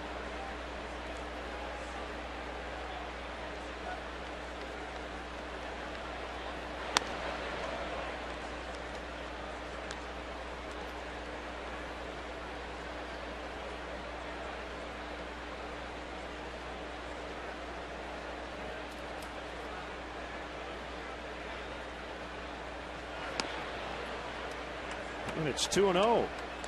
Burnett has been throwing so many strikes early in the count, but he's going 2-0 on a guy who doesn't get a chance to do this very often.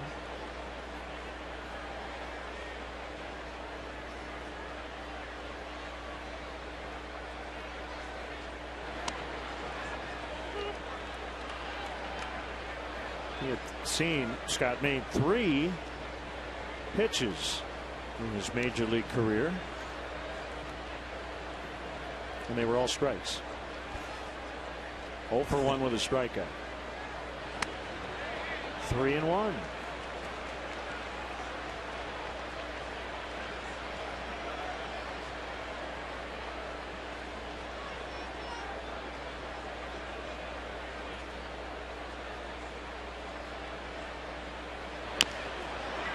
Top back to Burnett.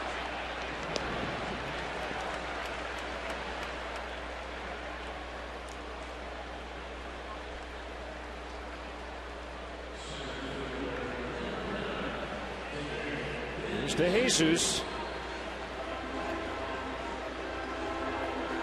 17 outs for Burnett. No hits.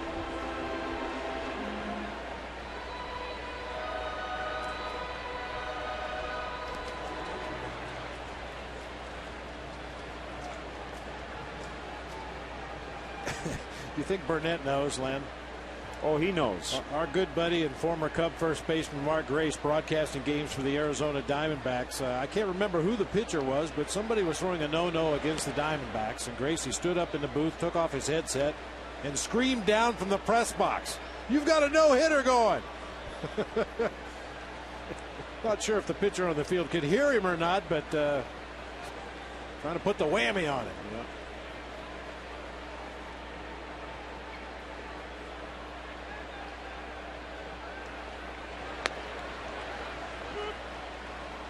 1-1.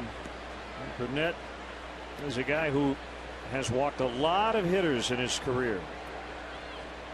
He's had years of 83, 90, 86, 97, 78, 83 walks last year with the Yankees.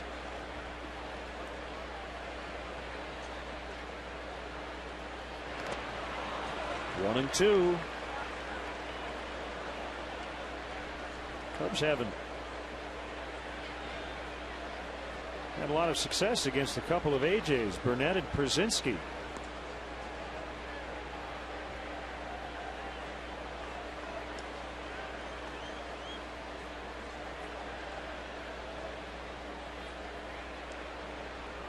Burnett has never lost to the Cubs. 5-0 in his career in 6 starts. 3-0 in 4 starts here at Wrigley Field.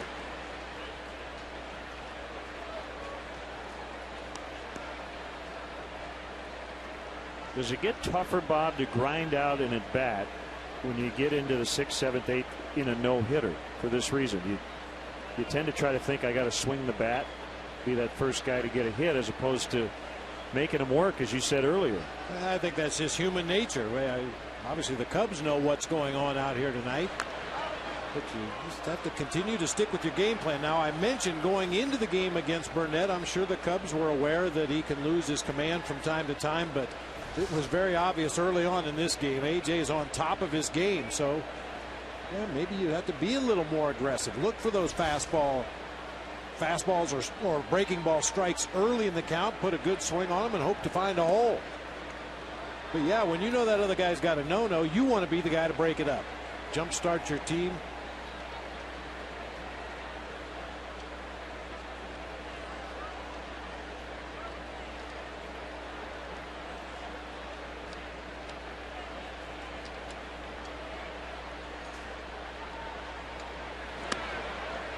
It's full 3-2.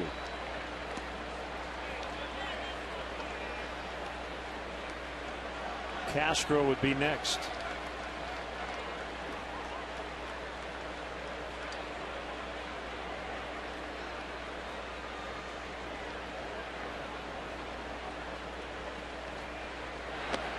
Ball 4. It's his second walk.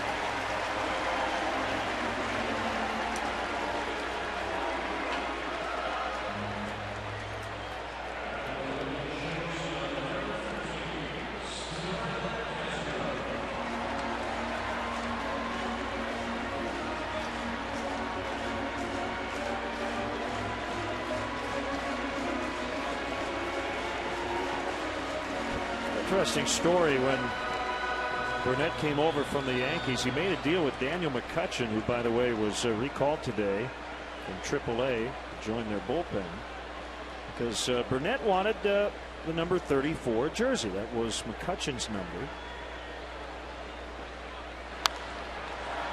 In exchange for that number, AJ purchased a College America 529 plan for McCutchen's daughter, who hadn't been born yet at the time. Burnett said, "What do you want?" And McCutchen said, "Well, let's see.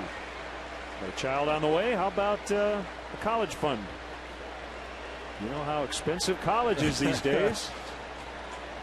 Well, I'm impressed that Daniel McCutchen thought along those terms instead of just asking for a sports car, or a watch, new watch. Yeah.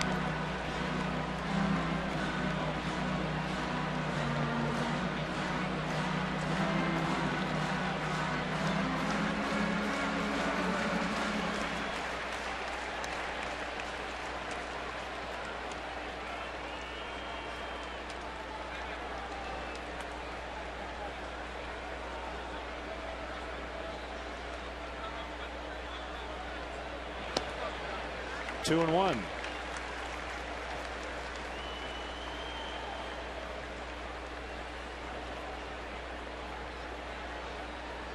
Like just about every other pitcher in the National League, Starlin Castro had some measure of success against Burnett in 6 at-bats. He had 4 hits against the Pirates right-hander coming into tonight. 0 for 2 on the ball game this evening.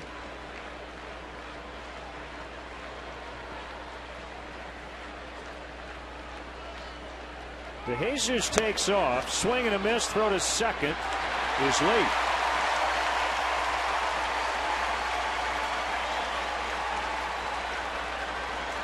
haven't had many opportunities, so Dale being aggressive here with his leadoff man on base. 2 outs here in the 6th.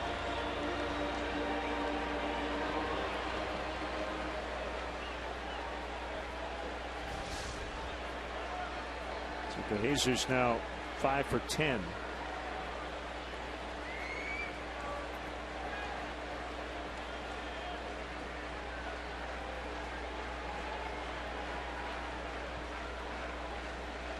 Comes a 2-2.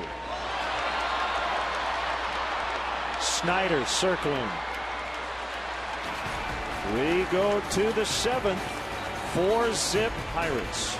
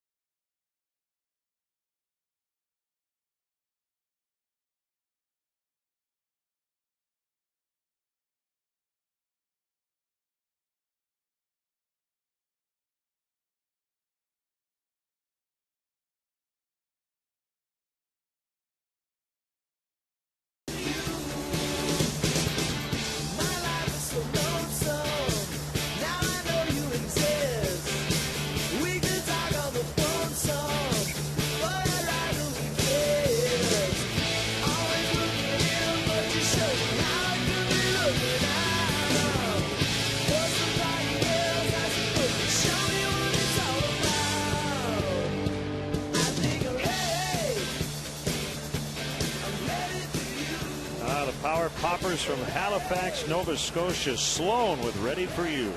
That's our Bud Fan Cam brought to you by Budweiser. Great times are waiting. Grab some buds.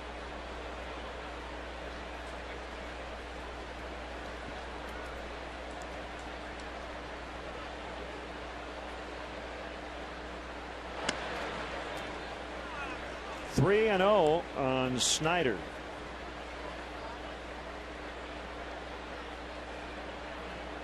Chicago's own Poi Dog Pondering will handle the stretch tonight. They'll be performing at the post-ride party of the Wrigley Field Road Tour, which will benefit World Bicycle Relief and Cubs charities. The tour being hosted by Todd Ricketts and will take place at Wrigley Field on August 19th.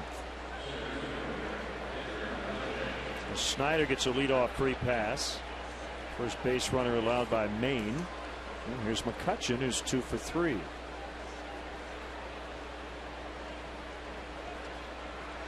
No hits for the Cubs tonight off A.J. Burnett.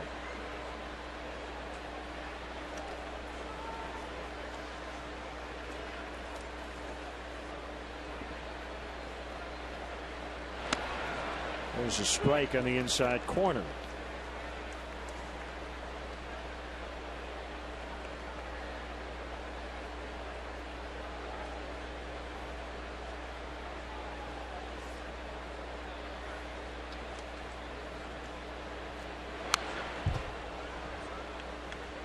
Nothing on a grand slam by Neil Walker in the opening inning.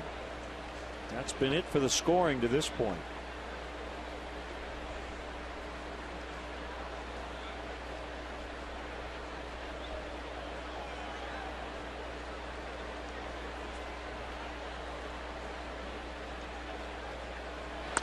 put on the pull shift against McCutchen. We've got Darwin Barney almost directly behind second base. Big hole on the right side.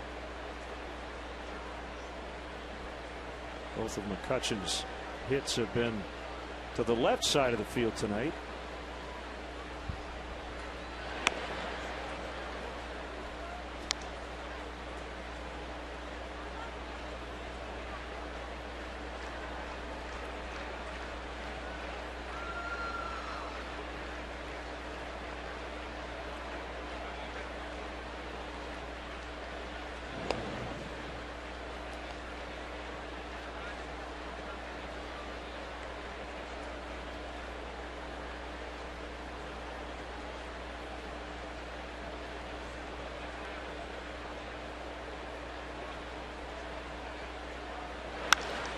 And that one laced out into the gap.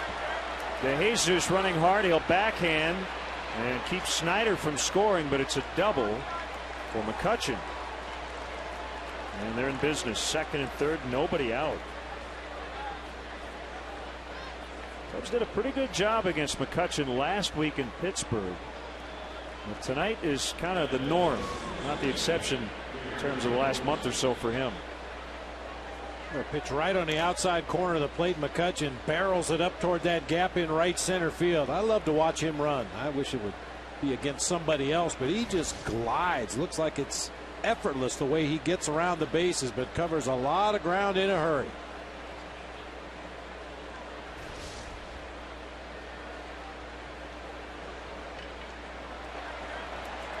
I mean, that's sprinter's form right there. Everything going directly in line to where he's running next. You see some guys get their arms going back and forth. Their upper body is turning from side to side as their legs are trying to run straight ahead. They're fighting against themselves, but McCutchen pumping those arms like an Olympic sprinter. Infield in as the 0-1's on the way, and Jones fouls off. 0-2.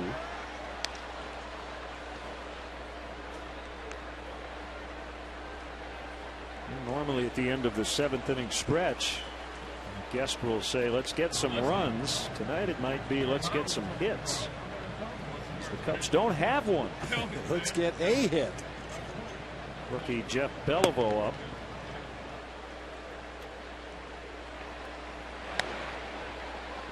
Fastball outside. And the Cubs have gone a record 7,440 consecutive games.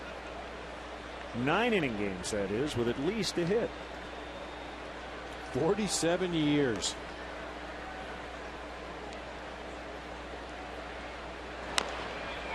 On the ground, foul.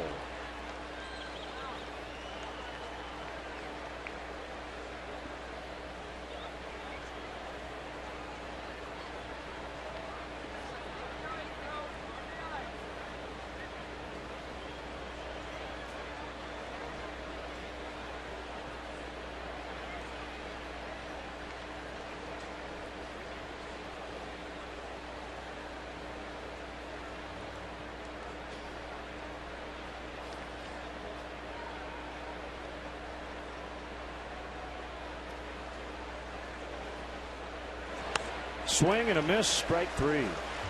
One down.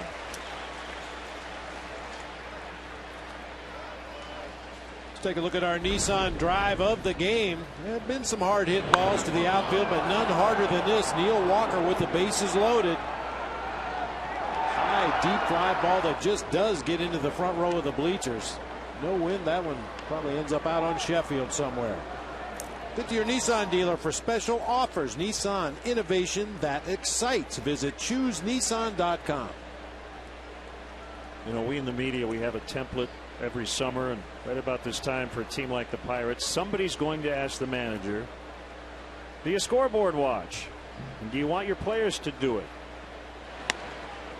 Cliff Hurdle gave a pretty good answer yesterday. He said, you know, I've been a parent for a while, and one thing I've learned, the minute you tell your kids, don't do this, you know what's coming next. So he seems to be pretty loose about it. Well, the Pirates may be watching the scoreboard and adding up the runs, and they see the Reds lead 7-6 in the ninth against the Padres. Aroldis Chapman is on. I'll keep you posted. Pirates will end this long road trip in Cincinnati this weekend after an off day Thursday. The Reds made a move at the deadline, picking up Jonathan Broxton from the Kansas City Royals for a couple of minor league pitchers. Add to an already flame-throwing bullpen.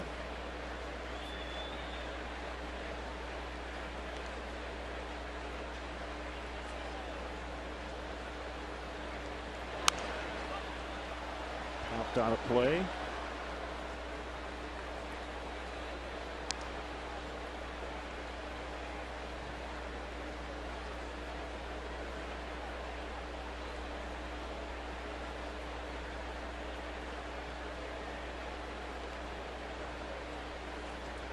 Walker hitting right-handed for the first time tonight.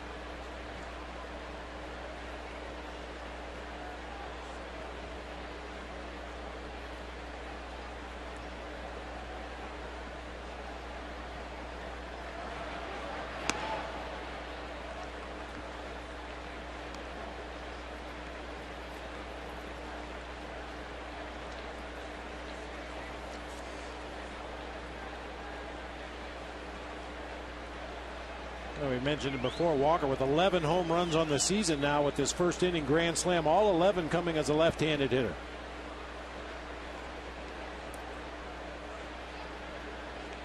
Maine has a sign from Clevenger. This is 2-2. Popped into left. Soriano coming over. Snyder ready to tag. On his way to the plate. Here comes the throw. Offline. And now McCutchen will get to third on an error. 5-0. All 5 RBIs belonging to Neil Walker. If that's an error on Soriano, it would be his first of the year. Yeah, unfortunately, Fonzie gets too far underneath the baseball. He had to catch it flat-footed, and then that normal fade throw that he usually flings in from left field just held its line. Clevenger took his eye off the ball at the very end of the play. It got away from him. Yeah, I think that error is going to have to go on Steve Clevenger. You could clearly see his head come up as the ball was getting in the vicinity, just didn't track it all the way into his glove. So the error is on Clevenger. Runner at third. With 2 outs here in the 7th. It'll be Jeff Beliveau with the Pirates leading 5-0.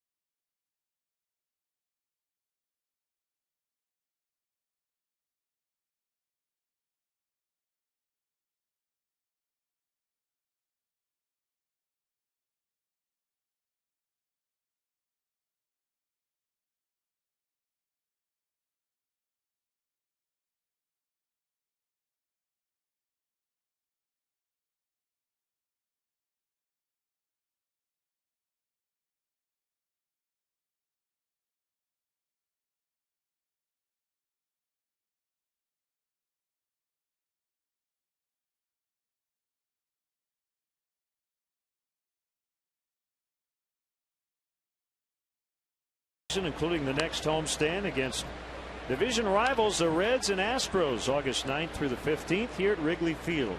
To purchase tickets, visit Cubs.com, call 1-800-THE-CUBS, or visit the Wrigley Field box office.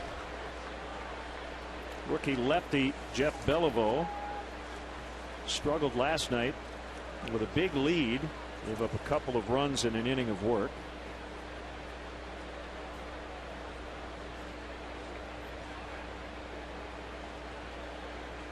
As he faces Alvarez, runner at third, 2 outs, 5-zip Pirates.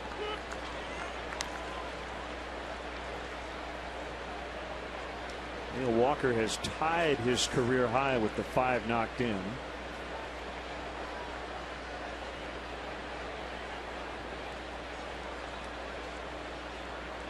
Belivo's 0-1. Now 1-1.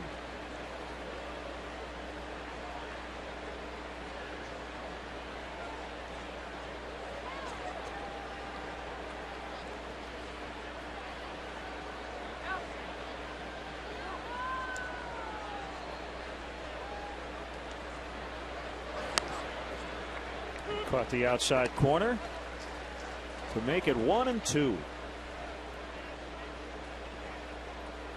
Who joined us late, A.J. Burnett of the Pirates is no-hitting the Cubs through 6. He's walked 2. 74 pitches through 6. And right now a pretty comfortable lead with the wind blowing in.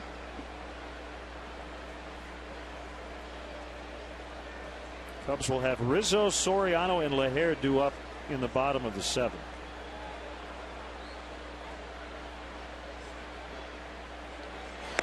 Right down the middle, stretch time. Tonight's guest conductor for Take Me Out to the Ball Game, Chicago rock band Point on Pondering. All right, Cubs fans, let me hear you. Let's break up this no-hitter.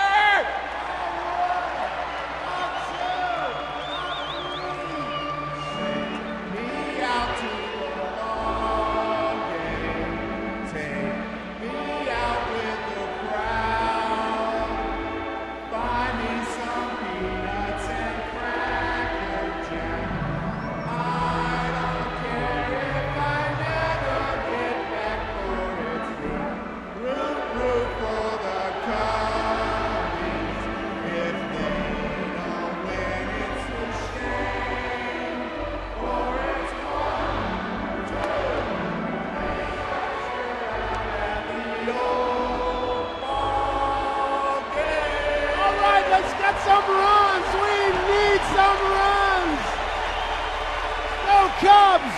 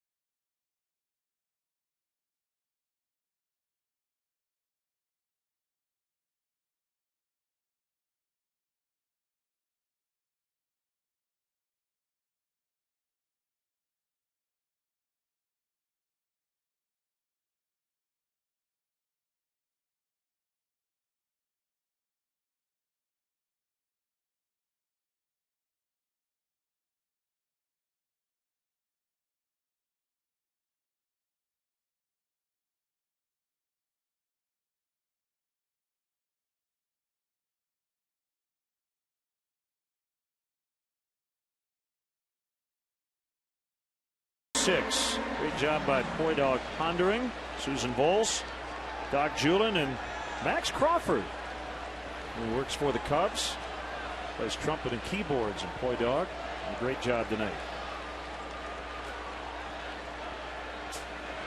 Anthony Rizzo trying to break up the no-no with a swing and a miss.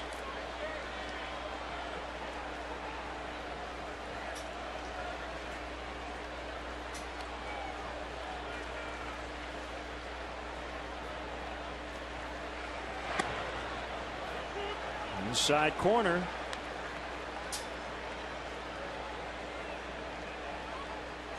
We haven't seen any great defensive plays. There was one deflection. Steve Clevenger bounced one off the glove of Burnett, went right to the second baseman Walker for a 1-4-3 out. This will be charged by Barmas. There was also the Travis Snyder catch out in right field when he slipped on the turf, but kept his eye on the baseball, was able to make the catch as he landed on the seat of his pants out in right field. Some shortstops, guys with big arms, they'll wait back. Even when you charge a ball, you'll set your feet. But Clip Armas really gets rid of the ball quickly. Hot potato over there at short.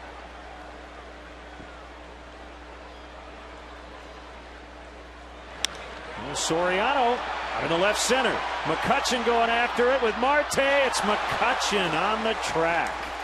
A near collision.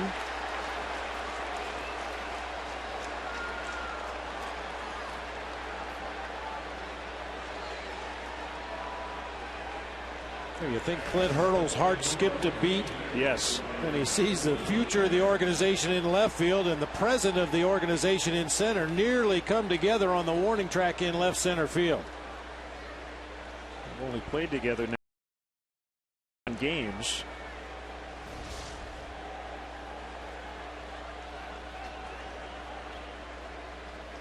Two outs, it's LaHare.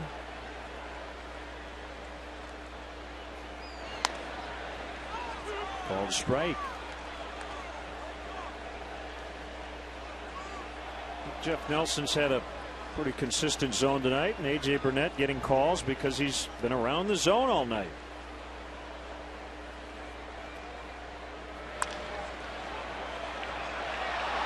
Down by the first baseman Jones. Burnett over to cover. And a 1-2-3.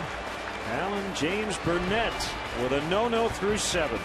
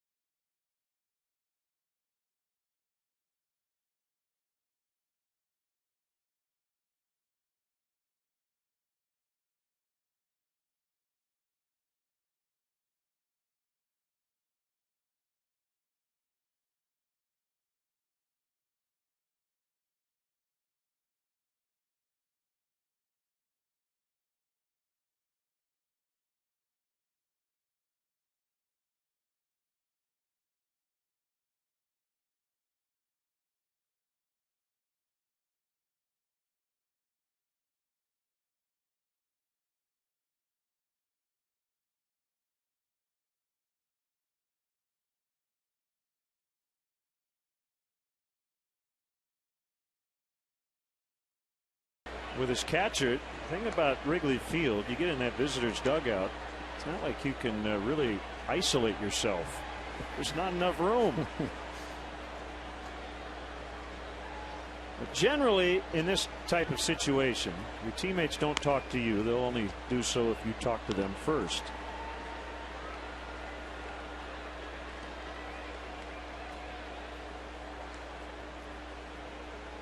So it is Barajas to lead off the 8th. 5-0 Pittsburgh.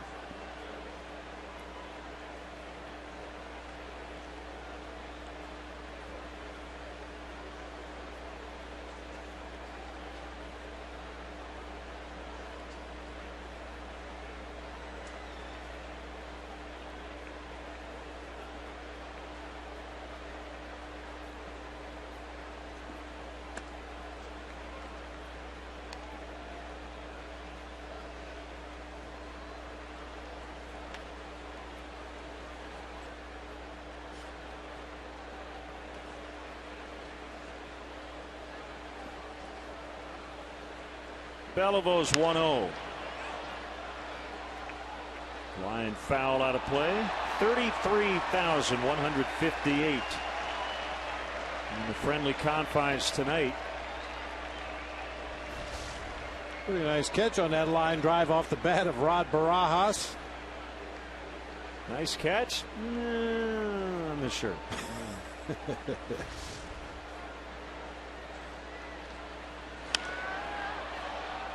High in the air to left.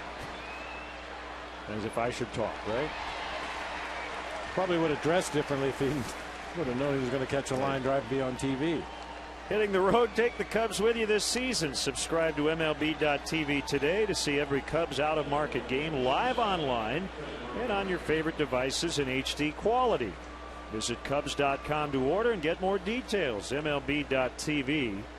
Baseball everywhere.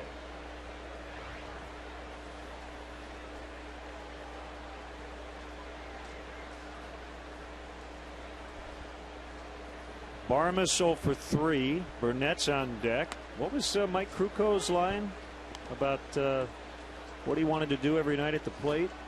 Yeah, he wanted to go 0 for 5. Burnett's probably going to be 0 for 4 here shortly.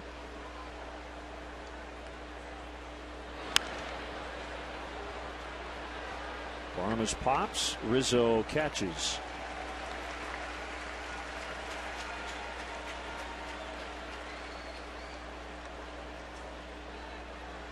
Batting next, pitcher A.J. Burnett.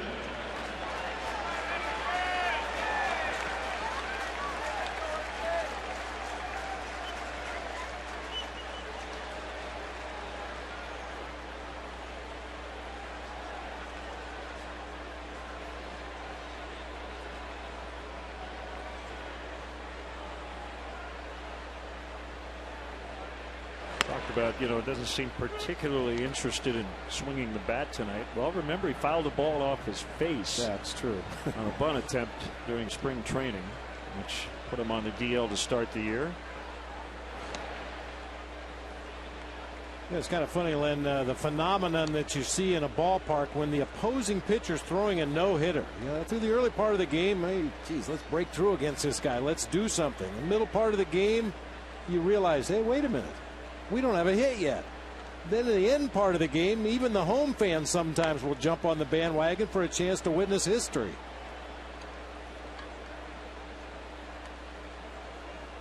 Definitely saw that down in Atlanta when Randy Johnson threw his perfect game back in 2004 at Turner Field in Atlanta. It sounded like a home game by the time he got the final out.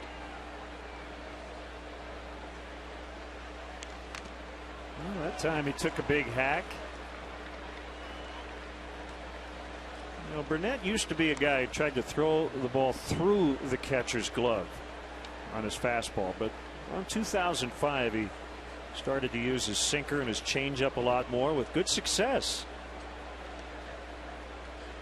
He said, it's kind of what everybody told me for 5 years. I just didn't listen. Yeah, that evolution going from a thrower to a pitcher.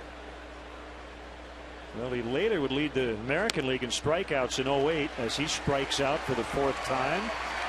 And we'll head back to the mound in the bottom of the 8th with a no-hitter in progress.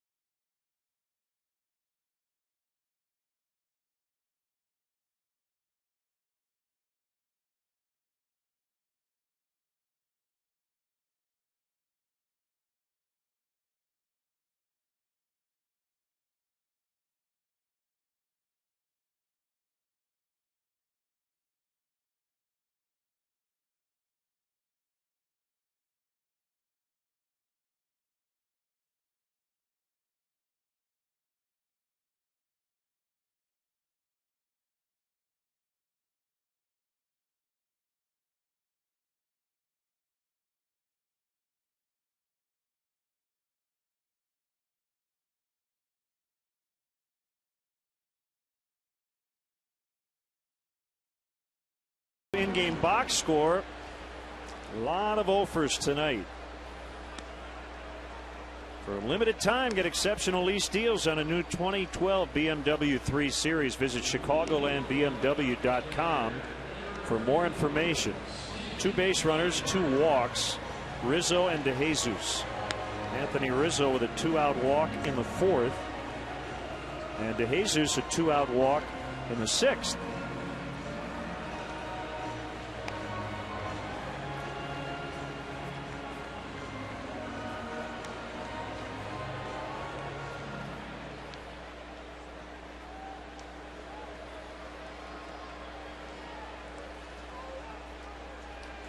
Clevenger, Barney, Valbuena.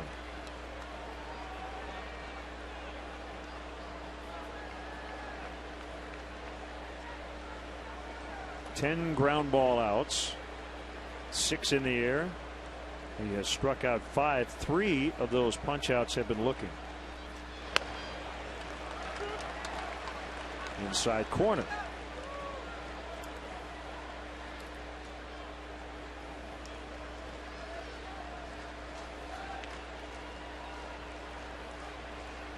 One strike offering. 1-1. The WGN News immediately follows our broadcast. Mark Sapelsa, Micah Mater, Tom Skilling, and Dan Roan standing by. Pirates need a win tonight to keep pace with the Reds, who edged the Padres 7-6. On 2 bounces, it's Jones to Burnett. Well, if you're Clint Hurdle right now, as A.J. Burnett is 5 outs away from a no-hitter, and you're thinking about making a change for defense, do you do it? Now, Robin Ventura did during the Philip Umber perfect game. He put Brent Lillibridge in left late. Is that something a manager tends to shy away from? Well, I know I did. I mentioned Randy Johnson's perfect game back in 2004 against the Braves. At that particular time, we were taking Luis Gonzalez out of the game for defensive purposes in left field late with a lead. Oh! That got Barney in the helmet, and Ed Halber coming out with Dale Swaim, and Ed saying, hang on there, Darwin. Oof. And a loud sound off the helmet. Darwin saw the pitch up toward his head, so he just ducked down trying to get underneath it. Unfortunately, it was a curveball, so the break of the pitch just kind of chased Darwin right out of the batter's box, caught him on the left side of that helmet.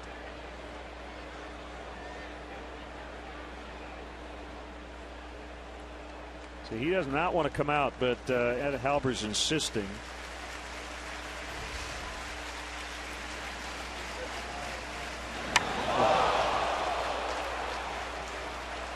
You see Darwin holding his ear. That's one thing.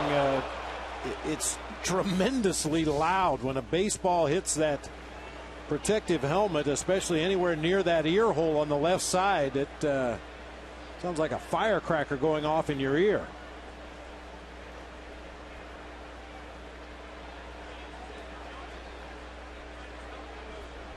In Major League Baseball and all sports, much more cognizant of the damage that can be done as far as a concussion. Major League Baseball has actually instituted a 7-day disabled list for guys with suspected concussion, so you don't lose them for the full 2 weeks or 15 days of a DL stint, but yet you can be cautious with the guy and not rush him back out to the field of play before he's ready. So the Cubs will obviously do some tests, make sure Darwin's all right, as Jeff Baker will run for him. The no-hitter still intact. 1 out in the inning. Here's Valbuena. Baker being held on by Garrett Jones.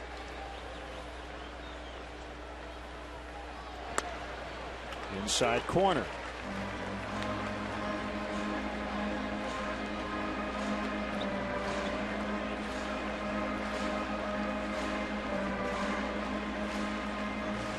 There have been 5 no-hitters this season. Philip Umber, and Matt Cain, each with a perfect game. 0-2. Jared Weaver and Johan Santana with no hitters. Santana was the first in New York Mets history, and the Mariners had a combined no-no against the Dodgers. Kevin Millwood and 5 relievers. The Pirates were nearly no-hit in Detroit during interleague play by Justin Verlander. Broke it up in the 9th. Runner goes, and Baker will get to second without a throw. Cubs with 2 steals tonight. 1-2 on Valbuena.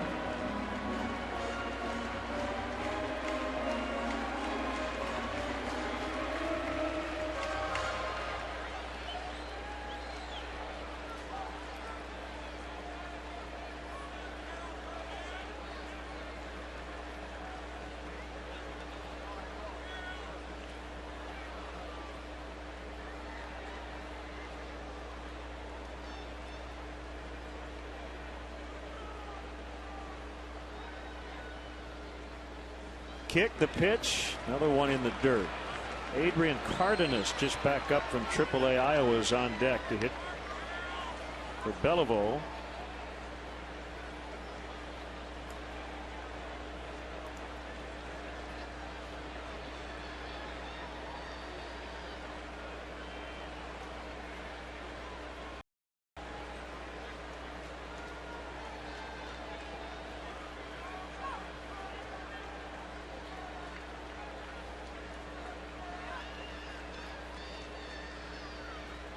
Swing and a miss, strike 3. Burnett's first strikeout since the 5th. 6 overall. That's been a great pitch for him all night. Really has. For the most part, he's been able to keep it around the edges of the strike zone with that tremendous downward movement. We've talked about how hard he throws that curveball. He normally doesn't have this kind of command of that pitch, at least not for a whole ball game. It occasionally will come and go during the course of a game, and when it's not there for him, that's when he has to rely more on his fastball. That's when he becomes more vulnerable. Cardenas back with the Cubs for the 2nd time this year. Made his big league debut earlier this season, hit 189 in 25 games from early May to late June. And he was hot at Iowa. That's low, ball 1. Cubs got him off waivers from Oakland in February. He's getting $3.22 at AAA.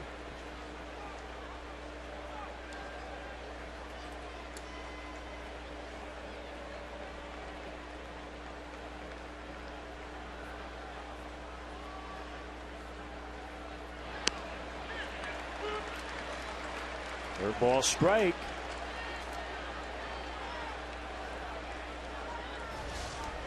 It looked like Rod Barajas caught that curveball near the heel of his glove. Well, actually caught it right about the middle of the glove, making it look better than it really was. That backdoor breaking ball barely got to the corner. Fastball on the inside corner. He's been able to hit that area against lefties with regularity tonight. You see the reaction by Adrian Cardenas. That fastball looks like it's heading inside. They give up on the pitch, raise their hands, move their body to get out of the way, and then it tails right back across the inside corner.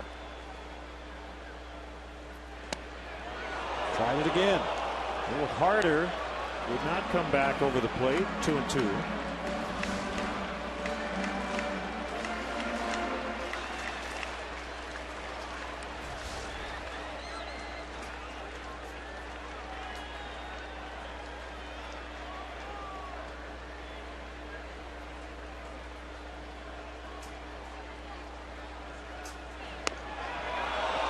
Just outside.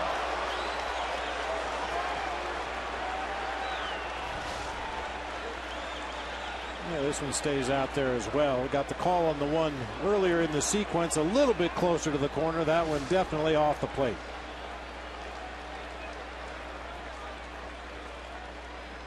3-2 on Cardenas. 2 outs in the 8th.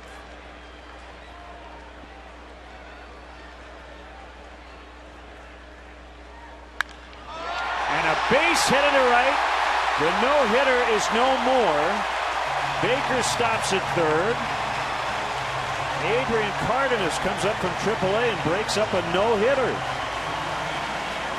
So that's 7,441 consecutive games and counting. I think AJ's aggravated right now with a home plate umpire, Jeff Nelson. And he's gotten the benefit of the doubt on just about every borderline pitch. However, he did not get it on that 2-2 curveball. Missed just off the outside corner of the plate. Comes back with a fastball. Cardenas all over it for a base hit into right field.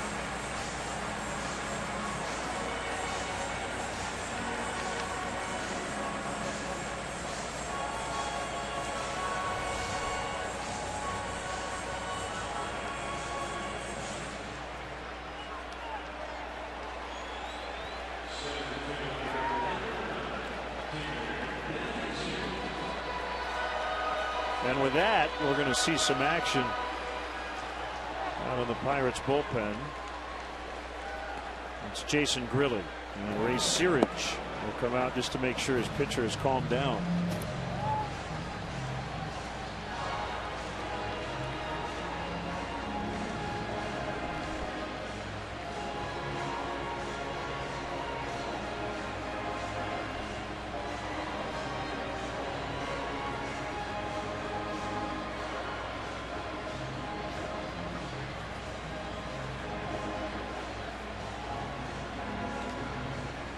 Burnett's really been good tonight, no question about it. That's the understatement of the season. But a lot of times when you lose that no-hitter, suddenly the edge is off. Maybe your command isn't quite as fine, your concentration isn't quite as fine, and with 2 runners on base in the top of the Cubs order coming to the plate here, Pirates are still concerned about winning a ball game.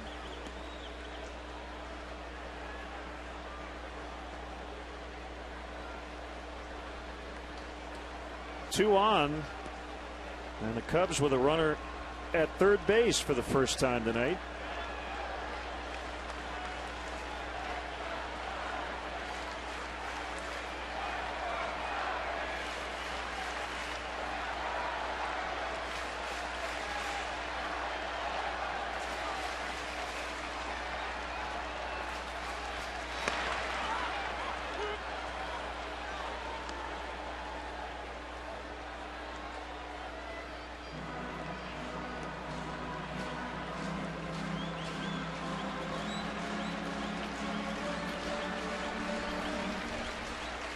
Burnett with a no-hitter in 2001. He's never thrown a complete game one-hitter. Did throw a 2-hitter in 05 at Tampa Bay. Swing and a miss.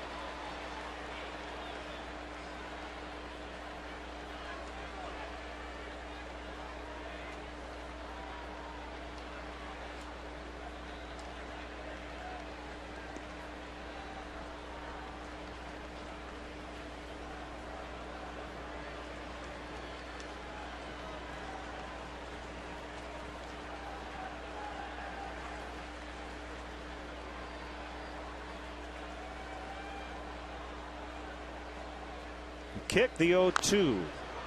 Tapped foul.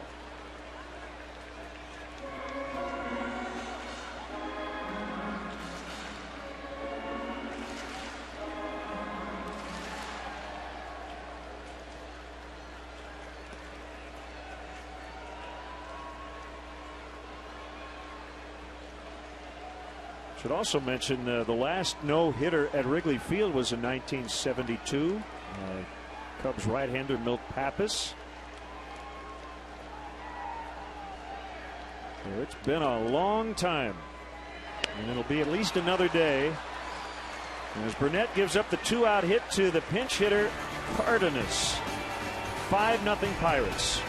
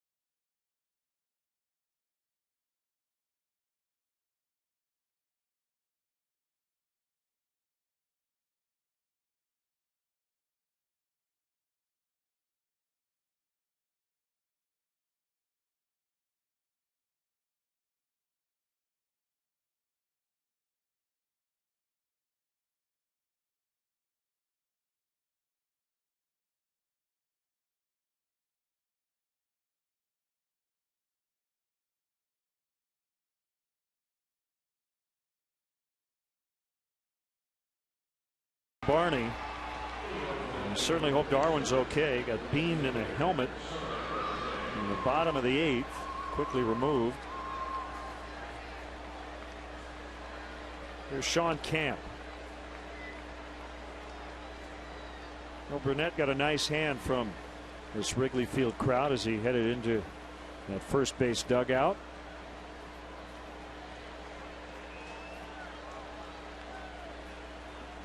After giving up his first hit of the night. Top of the order here, Marte, Snyder, McCutchen. And fouled back.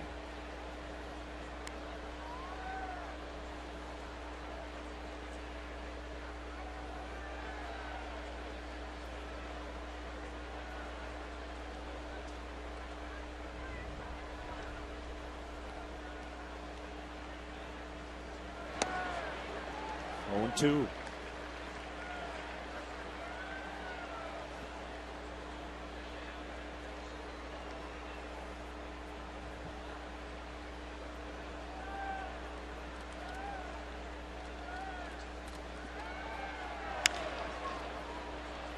Knocked down by Castro, will not be able to make a play.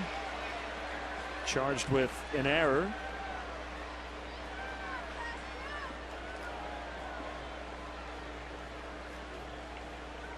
Kind of an awkward swing that time by Starling Marte, but he hit the ball right on the button.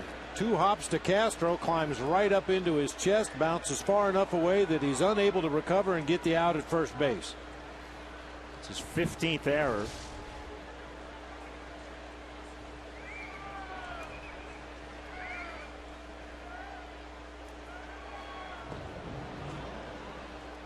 Close at first as Marte got back.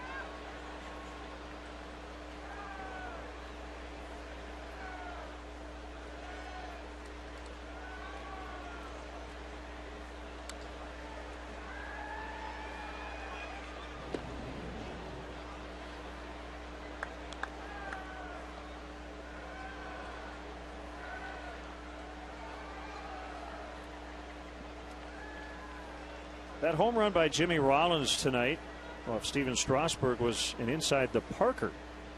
Cliff Lee scored on that play as the Phillies shut out the Nationals 8-0. Runner goes and Marte is in and he's going to go to third.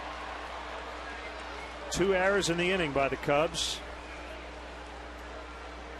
Second error of the night charged to Clevenger.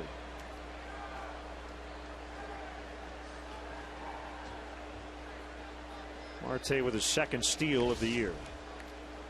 After a couple of close pickoff attempts, Marte off with the first movement by Sean Camp.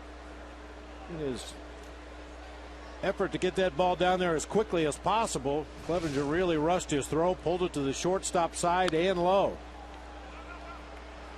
Rizzo to the bag to get Snyder. Marte holding at third. 1 out. Brings up McCutchen, who's 3 for 4 with a double and a run. Ryan Ludwig, 4 RBIs and a homer tonight, as the Reds beat the Padres 7-6 after blowing a 6-run lead.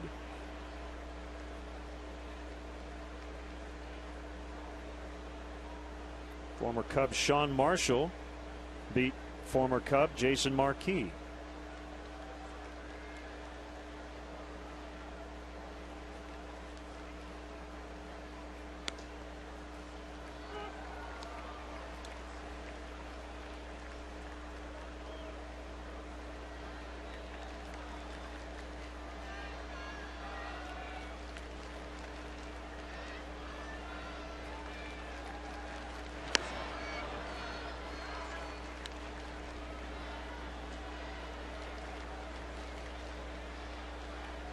Orioles beat the Yankees 11-5. They were down 5-0 at one point.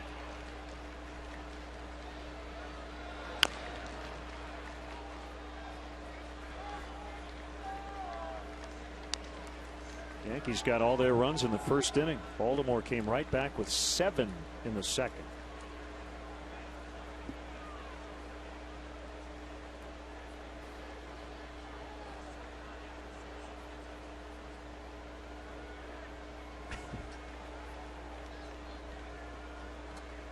bizarre note for you from that game here after this pitch. I love bizarre. Yeah.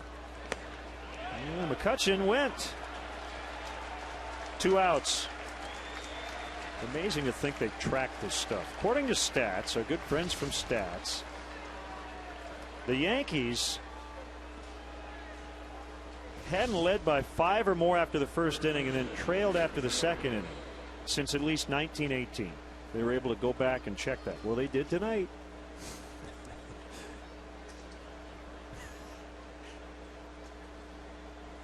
Because I know you were wondering. I was pondering. Poi dog pondering. A chopper to Jeff Baker, and this will get Camp out of the inning. A.J. Burnett will try to complete the shutout. He's given up 1 hit through 8, 5-0.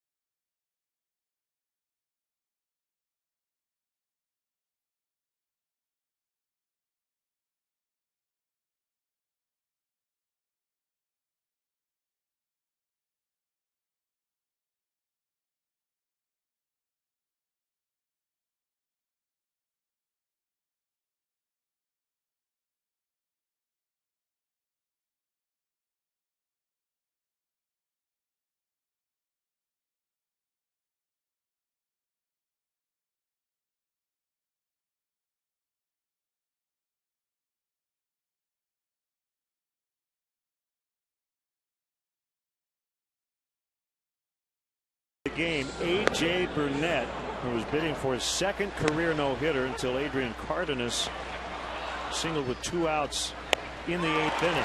He is trying to complete his 10th career shutout, and it would be his first since 2006. Player of the game brought to you by Budweiser. Great times are waiting. Grab some buds. Darlin Castro leading off in the ninth. Takes a strike. The last complete game 1 hitter by a Pirate pitcher was Todd Ritchie back in 2001.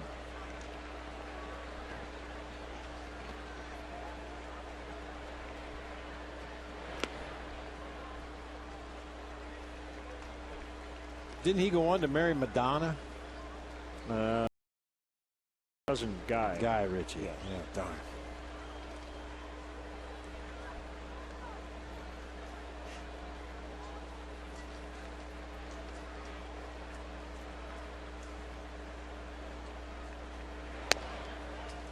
Just off the outside corner and a sinker. Just in case the closer, Joel Hanrahan.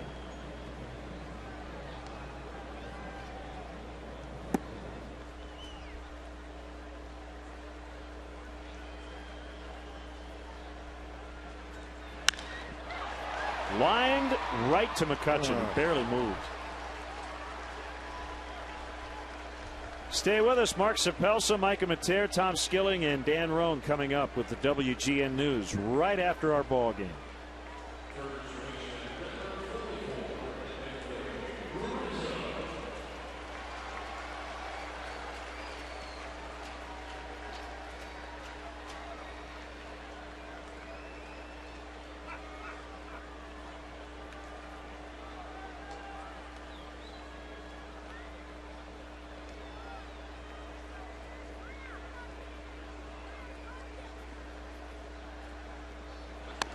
We don't know for sure what A.J. Burnett will say after the game about that Cardinals at bat. He looked rather perturbed, we assume, with Jeff Nelson's strike zone. A couple of somewhat borderline pitches that appeared to us to be non-strikes.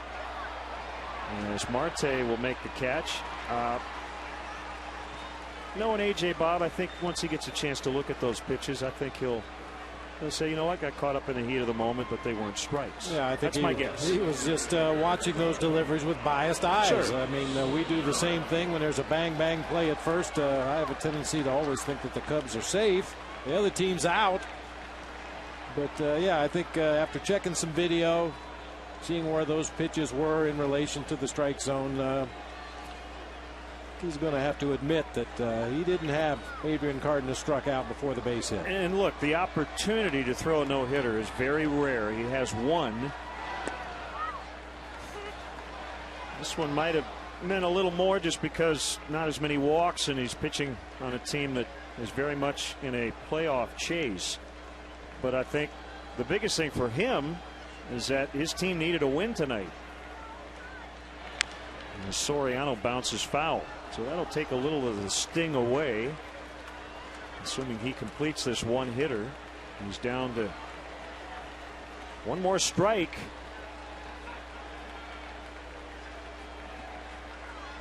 This has been as good a performance as we've seen against the Cubs this year. No doubt about that. And he strikes out Soriano to complete the one-hit shutout. 8 strikeouts on the night for Burnett. That's a big hug from his battery mate.